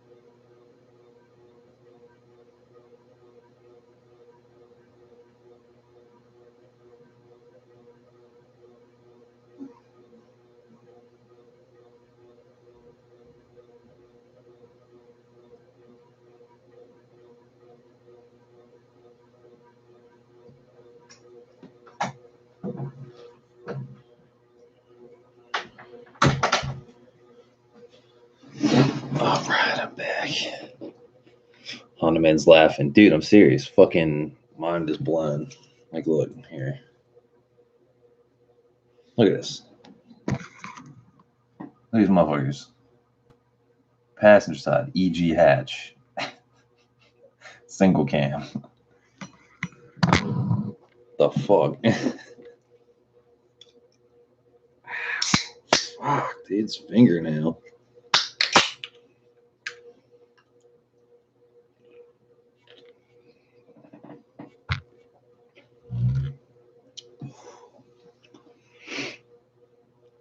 But yeah, fucking Honda Man says they like to live on the edge. Dude, imagine you got in a car accident, you got a single cam next to you. Like, what if that bitch comes? Like, I would assume you probably put the seatbelt around it so it don't move around. But like, dude, imagine if that bitch gets loose of the seatbelt. You know what I mean? Somehow slips through the seatbelt. You're gonna get crushed. Or like, what if somebody like, I don't know, like imagine you get T-boned on the passenger side and that fucking single cam comes your way. That thing weighs like 200 pounds or maybe like 150 pounds, whatever the fuck it weighs. And that shit's flying at you like with the velocity of like somebody running into you 30, 40 miles an hour. That shit would crush you. Holy shit. On Man says twin VTEC baby. Double single cam. 2 D16s. Or actually D15s, my bad. But yeah, I'm not really sure the order of things, how we're gonna do it, but yeah, I would imagine it all just depends on money. See, I feel like even if you have the money, like there's a certain way of going about doing everything, you know what I mean? The most accessible way to get everything smooth, like smooth sailing on the build. Because like you could have the money and it's not even just about the money, it's about the order of things. Like I feel like doing the spare tire well first would probably be the best way. Fucking, you know, sand all that down and get the welds and everything good, yada yada. And then there's no more seam sealers, so then just like prep and paint it and then move on to the engine bay, take the motor out, fucking take the engine out and work on that, shave and paint it, and then do the electric power steering and get all the rack and everything good to go, then drop the motor back in. Man, it's a lot of work. See, I'm to the point where like all of that effort and time and money, I almost just feel like throwing that effort, time, and money into just making the car fast. Like, don't give a fuck about freshening up the engine bay or any of that shit. You know what I mean? Just say fuck it, make the car fast, and don't even worry about the spare tire well or any of that stuff, because I don't drive in the rain anyway. It's more just like the water gets in the car when I wash the car. That's about it. Still kind of sucks though, you know. Honda Man says how to get twin cam and the EG2 engines.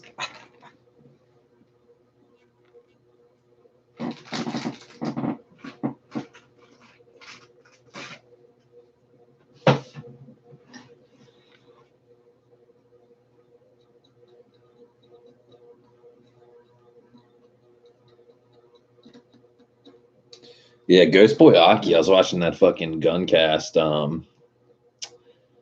Somebody put up a really interesting question. They said, which is cheapest or cheaper, B series or K series? And obviously people would be like, fucking B series, right? But he said, well, it's kind of like that's the answer if you're just talking about a swap. Yeah, B series for sure.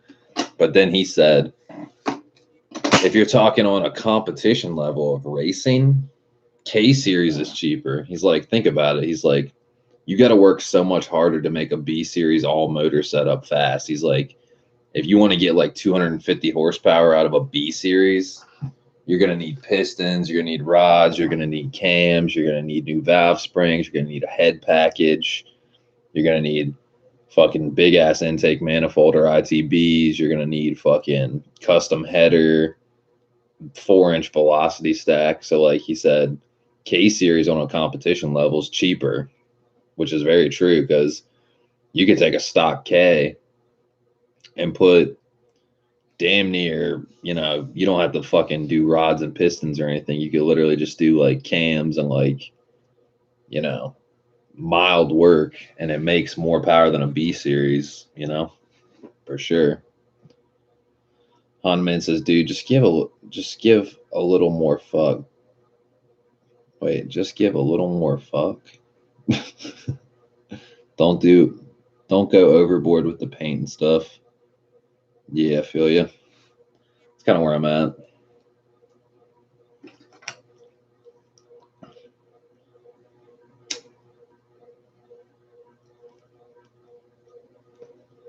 Because the funny thing about it is, dude, I like when people see my car, like this kid the other day flagged me down. He had a DC Fabio blue. It was the fucking guy with the cheapo Frank swap that I fucking got 2 cars on.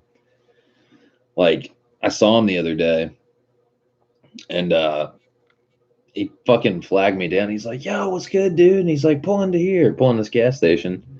And he wanted to see my setup. You know, like he was like, "Can I see your setup? I want to take a picture and show my friend." He's like, "I still can't believe you fucking pulled on me." Right?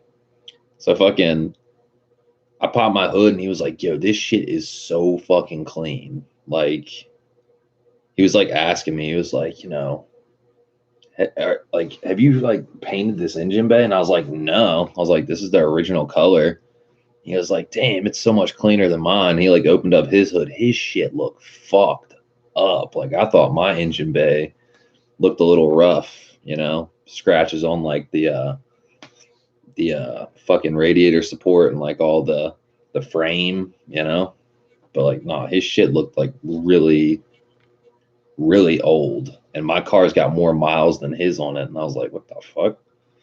It's pretty wild stuff.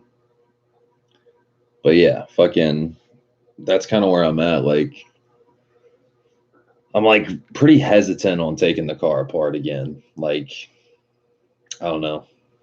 If it's not broke, don't fuck it, mess with it,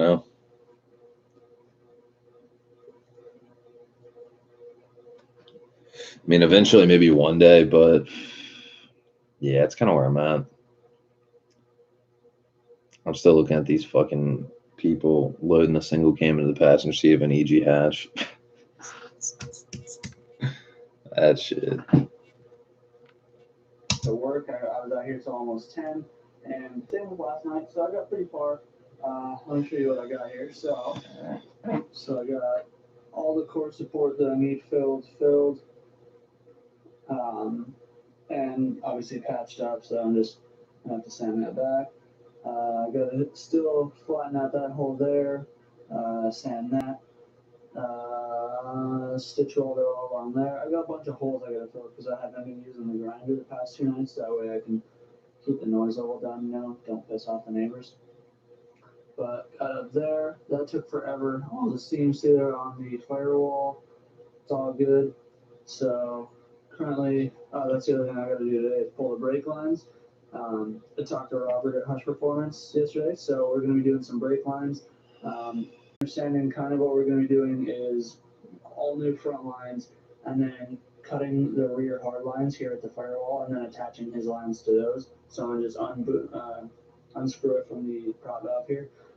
And I don't know if I'm going to be reusing this prop valve or if I have to go to a SI Civic prop valve, but I'll find out here probably tomorrow. But yeah, so I'm pretty much ready to just finish up welding. I did run out of wire though, so I gotta go pick some more up right now when I go get coffee.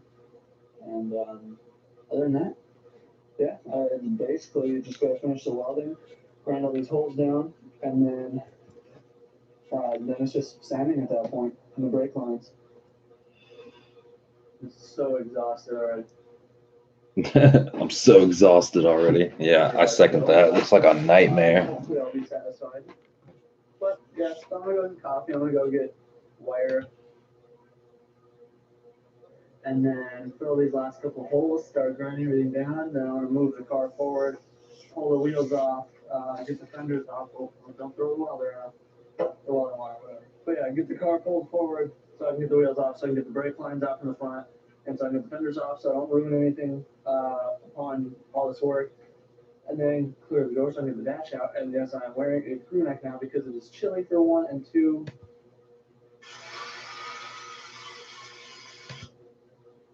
and whatnot. So in the meantime, I've been working on getting the dash out. I've got everything out of the way. It's all ready to come out right now. I'm just going to pull that out really quick. It's kind of a struggle by yourself because the dash is pretty large, especially on a car like this. It's really flimsy. So I'm going to just go through and start leveling all this out, and then just starting to sand everything, get all the paint off, and all that good stuff. So on that note, though, I am going to end this video out. So Yeah. Dude, what's up with all the AM calls, man? Fuck that shit. Beep, beep, bitch.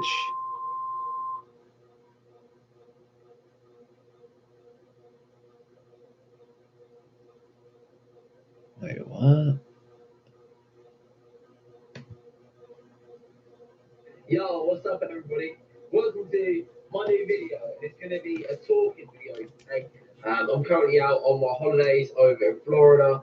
So just for everyone that doesn't understand, my dad has a place out here that he has that we are like, we've got the 6-month visas for, so we can come in quite regularly. And because we obviously travel back and forth to China, we have a lot of airlines, so it makes it very important to come out here. My rental car this time around is a Buick Encore, which is basically a Vauxhall Mocha. I'll chuck a little thing on the screen now. It's quite a well-equipped car. Like, it's not bad at all. Like, it's very slow, but it's quite nice. It's quite a well-equipped car. I think it's all right. What we do is give you a full-on garage update because obviously I can't do any videos with LZ. He's no longer really in Florida, so there's no drift events on. There's nothing really on over here, and because I've got friends with me this time, I didn't want to be going out and doing lots of like car reviews because they've spent their money to be here as well, and I thought it was a bit unfair overall on them to just be ditching them to go make some YouTube videos. So I thought this morning it's early. I need to get some like throat stuff. Sorry, it came on gunk out my own. I lost my voice last night on that on the ride, and it was super good.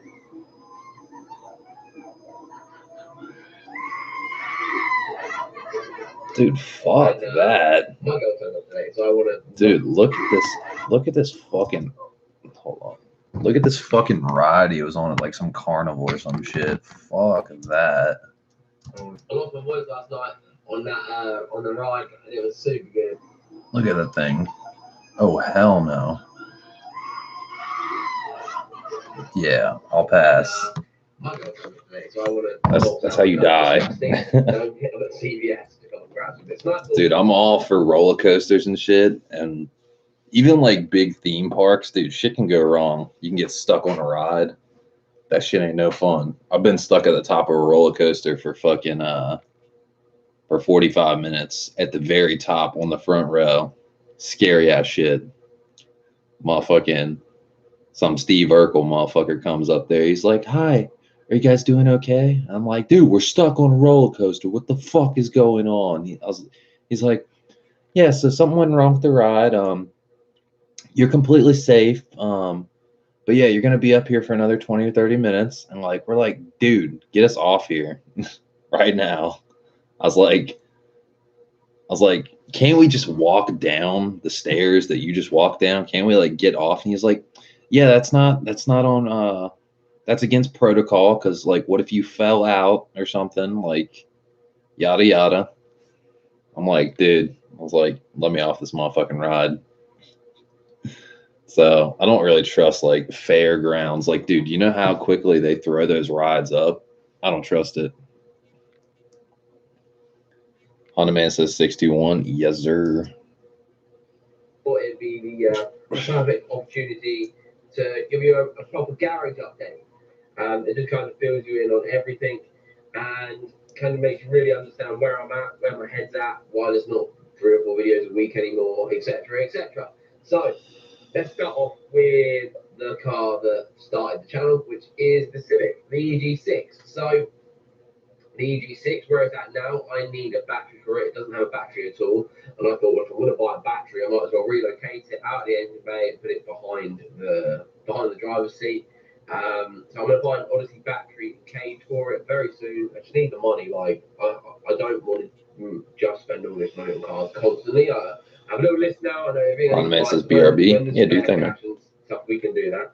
I want to do the Odyssey battery. I'll fit the door mechanisms that Stu sent me. Stu Preem on here sent me them over. Absolute legend. Thank you so much for doing that. Hopefully it's all the right stuff. I'm not saying he sent me the wrong stuff. It's just there's really a fourth lot of stuff I've tried to do, and I'm hoping this one resolves all of my issues with it, because then the car becomes a proper car again almost, and then it needs an alignment. So I've actually been watching all like the old hot burger videos and all that sort of malarkey. And I've got Spoon's actual setup when they ran 15s, so I might put them on and just see how it drives with that. I thought that'd be pretty cool. And then I'll be dead straight with everybody. I'm bored of how that car is. I remember why I took it apart in the first place. We were never going to go full restoration. I got a bit carried away with it, like paintwork wise, and it needed it because the car needed scrapping. So it's like, well, let's save it and put all this money and time and effort in. and now we've ended up with like this pristine little track car with really low numbers of them left, and I've kind of gone, oh, should I keep it? But I've been thinking about it a lot recently. Obviously, we've changed a lot of that. We've ripped out all the interior. It's got like heating, like our steering. It's got a roll cage bolted in, bucket seats, harnesses. In my head, I'm kind of like, look, this is beyond never being like what the word be, a heritage car. It's a beyond never being a heritage car. So it's never going to be like in the Honda Museum next to the NSX. It's not that, is it? In reality. So I think next year it's going to undergo some more changes, but we're going to get it on track first, and I'm going to enjoy it next year. Probably around Snetterton and some other localish tracks just because of the journey time. So we'll see. We might take it a bit further afield. But it really is done. Like when everyone goes, just finish the thing, I'm like, well, it's done. Like it just needs a battery. Like it really is very, very, very close to being finished. I'm not going to say anything just yet in case it doesn't ever happen. You know, these projects sometimes don't actually happen. But what I'd like to say is that blue Civic I've got, I'm no longer selling the shell.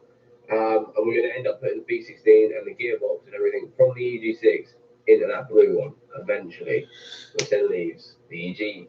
Man, I wish YouTubers would like put like timestamps on like the topics. Like this shit says garage update, selling the Civic, got scammed on an engine, apology to hybrid racing. I want to know what the fuck that's about. And then main YouTube will get it second. So that's the Civic. That's where we're at. I might even that's where we're at. That's where we're at in the Civic for now. So we'll see some road time next year. Whether or not I put it on the actual road, I don't know. It's another tax and insurance to pay, and it's never that cheap. It's still gonna be like 500-600 quid for both them things, and it's like a lot of money, and I'd rather put that into builds. Next car, the other important car to me is the Nissan Silvia S15. What we need to do next, what you're gonna see next, is paint the roll cage. You're gonna buy the roll cage, the paint for the roll cage, paint the roll cage in the interior. I then need to paint the roll cage in the interior, fit the fuel pump and the fuel pump bracket. Finish all that up, take it out, see if it works, and it carries on working, and then that is that done for a while. I will be getting in touch once I have some funds in my bank again with DY Engines, and I haven't spoken to him yet, but I think he's with me. My M3. Just to read it out to you. I actually have a little list of stuff that I want to do to it. Also, 2 new racing seats. Again, in its original purple if I can, or we'll try and mix up a bit of custom colour and go from there. But in that car, it's just going to be an absolute shed, and I don't care if we crash it. I don't care if it blows up.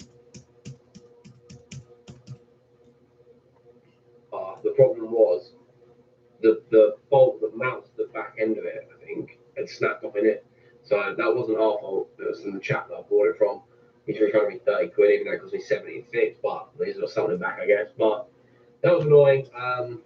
But at the minute the car's unmovable, we're going to push it around. It's really frustrating. It also needs a diff fitted, and then that's an M3 diff I've got for that. Jesus, so much shit to talk about. In the E36. Just get to the hybrid racing part.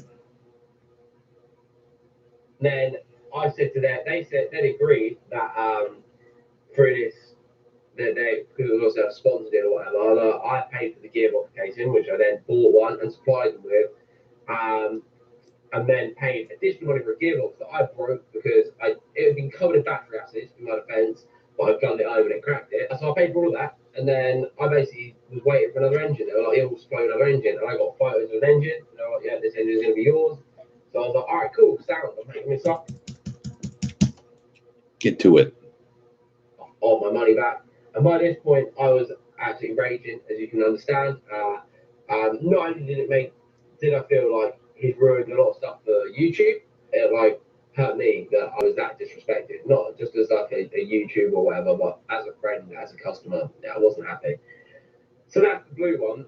That's why that never got done originally. It made me look a right twat with hybrid racing as well. And if they ever see this, it doesn't have any value. So I just said, I want my money back. And then I got half my money back, and then it took another 3 months, I think, to get the other half of my money back. And by this point, I was absolutely raging, as you can understand. Not only did I feel like he'd ruined a lot of stuff for YouTube, it like hurt me that I was that disrespected. Not just as like a YouTube or whatever, but as a friend, as a customer, I wasn't happy. So that's the blue one. That's why that never got done originally. It made me look a right twat with Hybrid Racing as well. And if they ever see this, I apologise publicly as well as I have in emails. Like they had a load of parts waiting for me, and I said, look, once I get this engine sorted, I'll have it all off you. But because it took so long, I then decided like, okay, this isn't worth doing now because I can't afford it. And because it got to the point where the project was, I had a budget for it, and that budget had to triple. I couldn't afford to do that. You all know I was trying to build my Nissan at the same time, and the Nissan takes priority because that's been the build for the last 2 years. And I was like, you know what? I killed it off, and I had to email Hybrid and say, I'm really sorry, like, I'm no longer going to be going through with everything. And I just want to publicly say to them, I'm very sorry, and I hope that one day we can work together in the future because I will need your parts. If not, I'll just buy them. But I feel like an absolute proper mug in this whole situation. And once All right, again, that was very anticlimactic. I thought there was more to it. Basically, they were going to sponsor him and give him parts, and then he didn't end up doing that build, so he didn't need their parts. Cool story.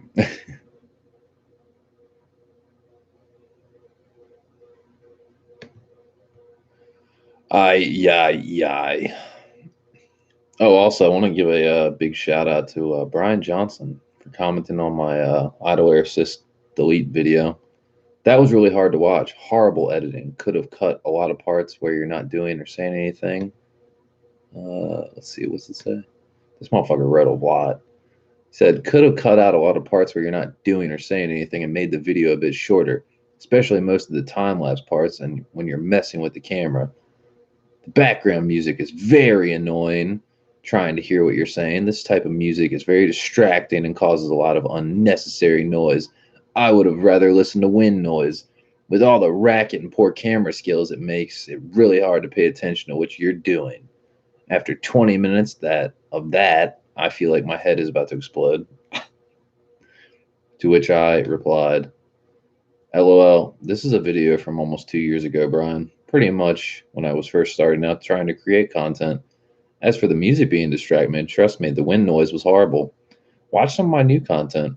I'm sure you'll agree it's gotten better. Oh, and also, you're watching a tutorial for deleting a plastic valve and putting in a bolt and tightening it. Get the fuck out of here.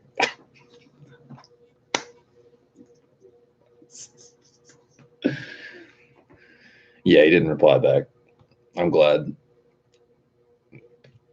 Dude, people are so fucking needy. If it's not like the most cookie cutter fucking content, holding their fucking hand.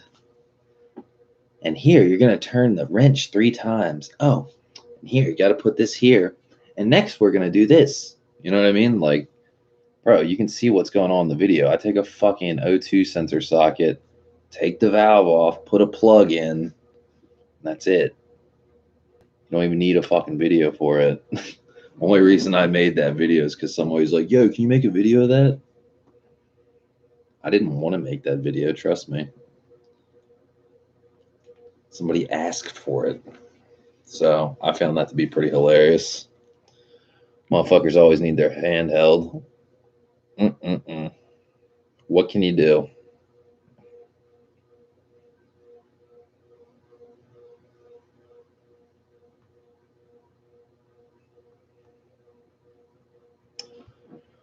God damn, who's still here? Cam says he's back. Oh shit. It's Backman.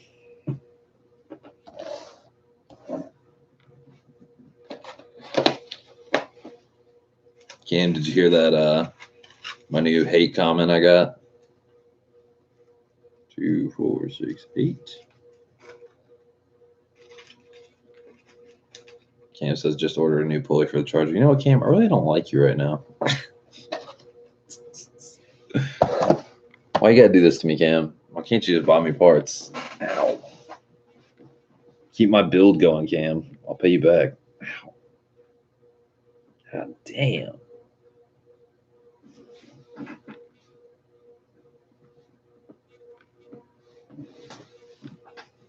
What the fuck's going on my leg? Ah, dude. That's why you don't sit on your leg or switch it up. That shit hurts. Sitting on my ankle too long.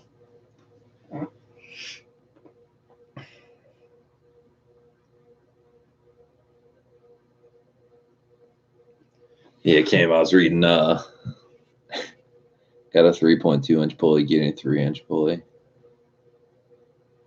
Wait, what? Oh, okay.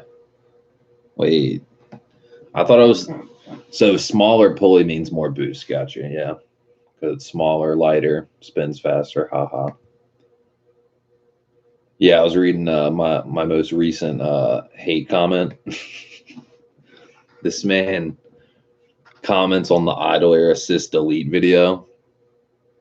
This motherfucker says, that was really hard to watch. Horrible editing. Could have cut out a lot of parts when you're not doing or saying anything and made the video a bit shorter, especially most of the time-lapse parts when you're messing with the camera. The background music is very annoying. I can't hear, trying to hear what you're saying. The type of music is very distracting and causes a lot of unnecessary noise. I would have rather listened to wind noise. With all the racket and poor camera skills, it makes it really hard to pay attention to what you're trying to do. After 20 minutes of this, I feel like my head is about to explode. So then I replied, this is a video from 2 years ago, Brian. Pretty much when I first started trying to create content on here. As for the music being distracting, trust me, the wind noise was horrible. Watch some of my new content. I'm sure you'll agree it's gotten better. Oh, and also you're watching a tutorial for deleting a plastic valve and tightening a plug bolt. Get the fuck out of here. Oh, God, it's too good. Cam says we'll only be about 3 to 5 PSI more. Shit. Fucking, yeah. Getting close to 20 PSI, man. Better hit that 500 horsepower mark. Do it.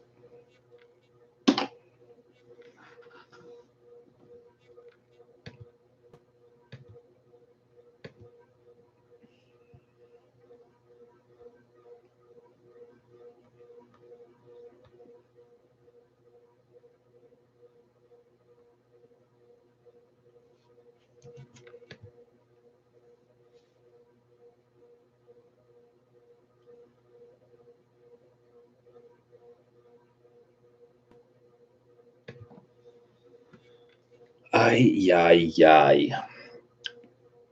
Woo. Man, I'm really sluggish today.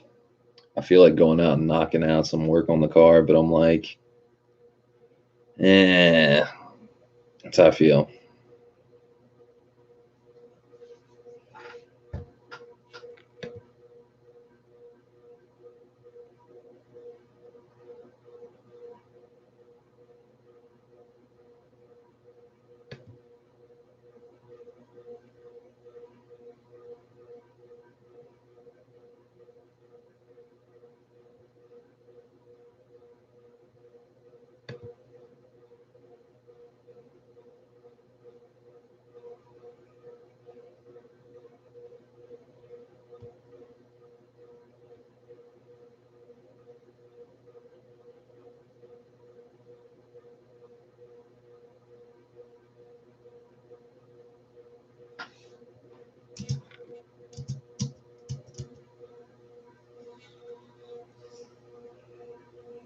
Man, I'm not trying to be a hater.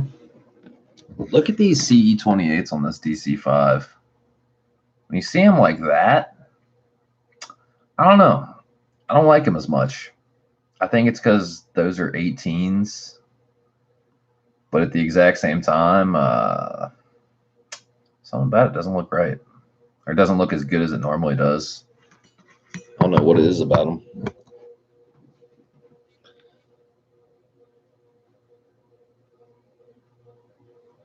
Cam says the loom that came with my electric power steering, the power wire is actually missing from it. Seller's giving me a $50 refund. Dude, what the fuck are you going to do about that then? You're just going to have to put in a power wire? Why the fuck would the power? I thought the power wire was that big. Remember the big gauge wire? The picture you sent me. How's there no power wire? Or are you talking on another loom?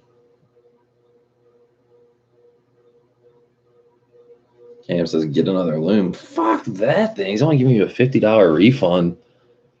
Be like, yo, I need more. I need like $100 refund. Find me. You should be like, find me another replacement loom, and you pay for it. Have a nice day. Fuck $50. A loom costs more than $50. All the looms I saw were like 100 to 150.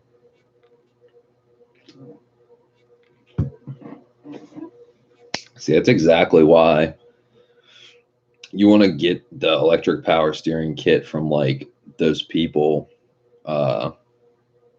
I called up and put me on the wait list. They go out and they fucking find everything for you, and they test it and make sure it's not an uncut loom. Make sure the rack is good and everything. To me, that's worth $600. Let them fucking have a headache over it. Yeah, it'll take longer, but whatever. Cam says found one for $35. Well, damn.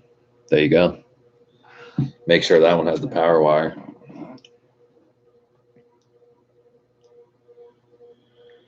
Dude, I can't believe it's 11 o'clock in the morning. I've been up for... Yeah. Ugh. It's 11 o'clock. I woke up at like 5:55. So I've been up for like... Wait. It'll be 11. Damn. I haven't been up. I've been up for like 5-6 hours. I definitely feel tired. I feel like just like taking a nap, saying fuck it. You ever have days like that where you're just like, you know what? Fuck it.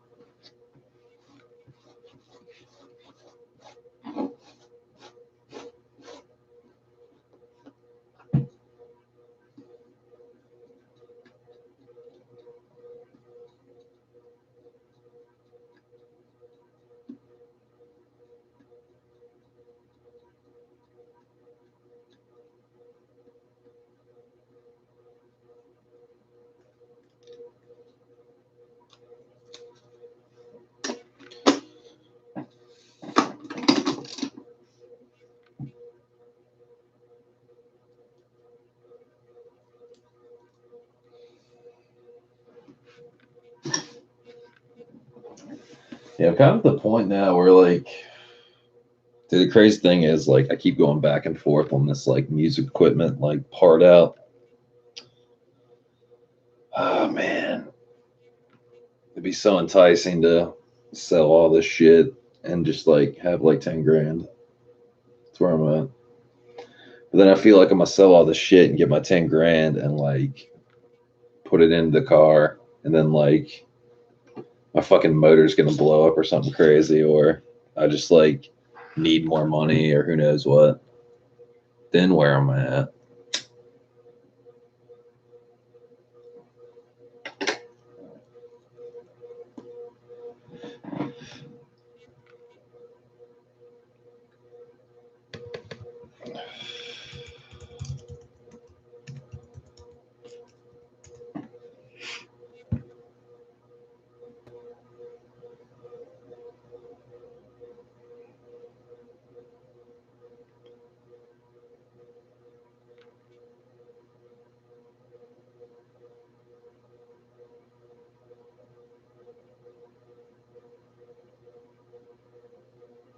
What? Yeah, right, dude. This bitch is such a clickbaiter. 113-pound weight reduction, full custom titanium exhaust build. 113 pounds. Nah,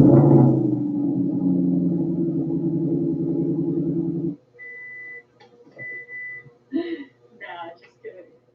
I wish. But no.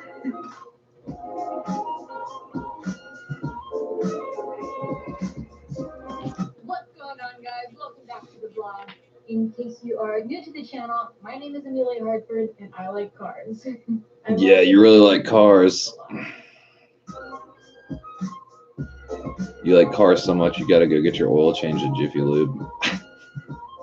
The fuck out of here. Well, I was planning of filming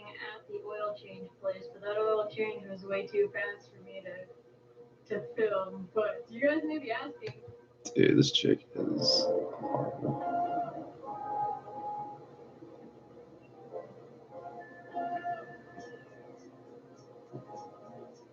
This is so clean. Have you ever seen a cleaner Z? But I swear, whenever I come here, there's the gnarliest stuff going on. We have the cleanest 250Z I've ever seen with a fully built L28. Check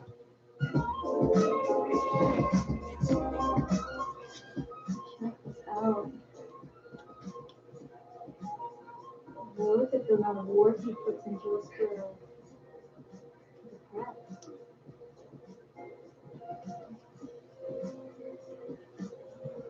This is incredible.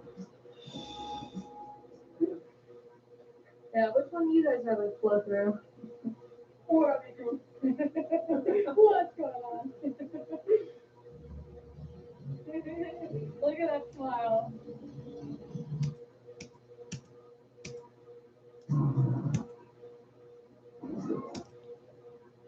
So now we're painting the ceiling. There's a little bit left to go, and they're going to paint the walls.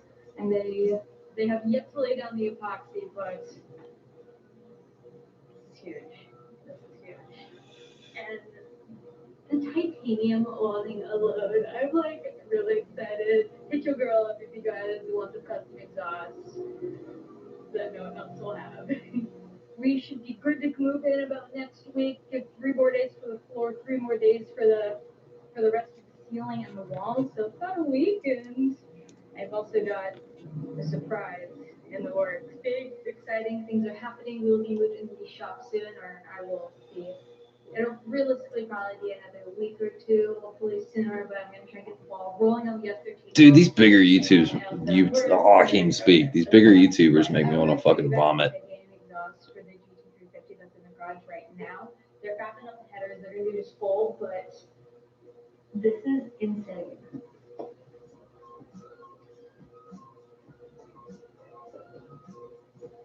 Oh, those are my knees. Look how beautiful this is. Straight like caterpillar status. This is art. This is straight up art.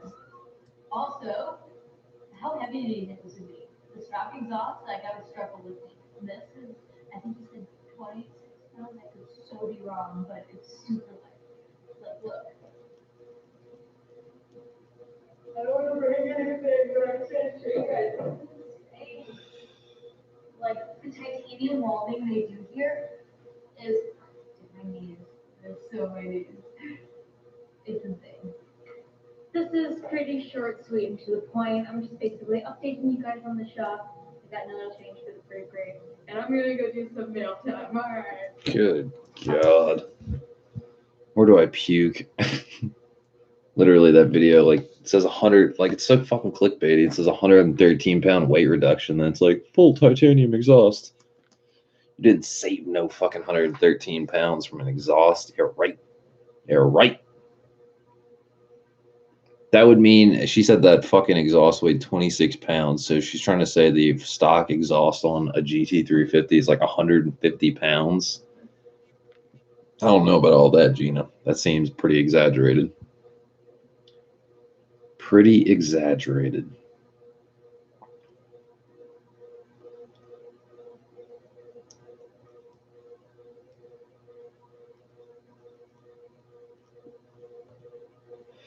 All I know is that bitch has like 370,000 subs, and she was on Fastest Car and got that ass beat. I'm talking beat. Like really bad. Oh my goodness.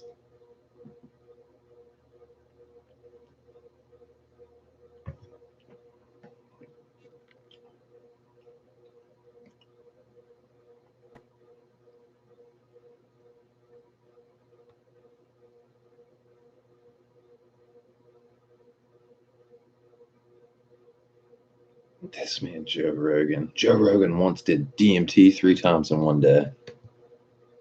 I think that takes the cake. Joe Rogan experience. Did you see the guy from Empire's speech, like interview? Yes. Like, that seems almost like he's not pretending. Like if he's pretending, he's doing a better job acting than Joaquin Phoenix. What is this, Terrence? Howard. Yeah. Well, Terrence Howard, the guy who interviewed me for Rolling Stone, told me that Terrence Howard is like a legitimate genius. Like he's like, talk to the guy. The guy's absolutely brilliant. Maybe he figured it all out. I think he got high as fuck on DMT. That's what it sounds like. It's talking about Figured it all out. Yeah, it does sound like that, right? 100%. Yeah. Yeah, it all makes sense. But the inability to explain it, just kind of like, it's all connected. But it's not explaining it very well, but very articulately. Like he was using, it wasn't like nonsense talk. Right. He was like, oh, this is like shocking and coherent for a ridiculous thing to say. You ever have Shane on to talk about what happened to him? Shane, which one? Shane Moss. No. He did. I think Oh yeah, no, I've had him on. mushrooms. I had him on back. Which what happened to him though? He did. I think he did mushrooms every day for a month, or DMT every day for a month, and he also covered himself in I'm getting terms wrong, but maybe cereal brew, so that shit couldn't come out of his system. And he went a little bit nutty. How long was this? Maybe a year and a half ago. Oh, okay. So I had him on before that. I had him on before that. So we went to see Roger Waters. He got tickets from Providence. We went down there. He was like talking like he was like, I figured out these math equations, and he was like the whole time, he's like, dude, I know, I'm a science guy. I get this seems ridiculous. I understand why you wouldn't believe me, but I can like figure shit out to the point where mathematicians are like, I never thought of it that way. He's like, I don't understand how it's possible, but I get why you wouldn't believe that. Yeah. He was, you know, when you're coming out of a mushroom trip, for like 30, 40 minutes, you're like not quite coherent because you got a foot in there and a foot out here. Yeah. He was like that for hours, and I guess for like months. Oh my God. He was just in a constant state of coming out of a mushroom trip. I did DMT 3 times in a day. Wow. The third time, it was a really strong one. And it fucked me up for a while. I don't remember how long afterwards. This was during Fear Factor days. But I remember reality, the way Joe Rogan Fear Factor days doing DMT 3 times in a day. Like, I kept thinking that cars were going to fly over the incoming lane, crash into my car and kill me. Oh, real stuff. Yeah, I kept thinking, like, be really careful. But then I realized that what that is like my ego trying to protect me by making me aware of imminent threats and trying to reestablish its position as in the chain of command. Because like one of the things about really extreme psychedelic experiences that they dissolve the ego to the point where you realize like you don't really matter. Like you're a part of some crazy system. The only reason why you think you really matter is because your biology wants to stay alive, because there's these inherent existential threats to your existence that have always existed throughout time. And, you know, ultimately, that's some deep shit. It doesn't matter because you're just going to live and die and probably live again, die again. And this is like this never-ending cycle. Yeah, and you're part of something. One of those guys that anytime you're like fighting it, like you're just like, it just means you haven't taken it enough. I think that was like Terrence McKenna or one of those guys. It was like, you just have to take more and you can't fight it. And you're just gone, you know? Yeah, but I was fucked up for a while. Really? But I was functional. I was real nervous and weirded out by things. How long? Weeks, maybe months. Why don't you do it 3 times in a day? Were you trying to do that on purpose, or were you just I did like, it. bored? The first time was light. I went in, but I didn't go in too deep. Yeah. But I saw the visuals, and I lay there, and I was like, I got to the door, and I could see through the windows of the house, but I didn't go inside. The second time, it just like opened up a fucking vortex and sucked me through the center of the universe. And then it was really, really, really intense. And then I did it again after that. It's because I loved it. Because it was so awesome. I wanted to do it one more time. I gotta do it more. Maybe 8 pounds. Yeah. That's what we should do on November 1st. 8 pounds. Yeah, we should do DMT. In the morning. Yeah, in here. You're gonna be in New York. Oh yeah. Well, as soon as we get back. Come to my apartment. Okay. It's right there. Yeah. This motherfucker. DMT 3 times in a day. That's mind blowing. Good God. Well, I think on that note, I'm gonna go work on the car because, yeah, my mind's blown. This man did DMT 3 times in one day. That's wild style. But I'll catch y'all later. Maybe I'll stream again later tonight or something. Let y'all know how the work's coming on the car. Y'all have a good day, good night, and be motherfucking y'all.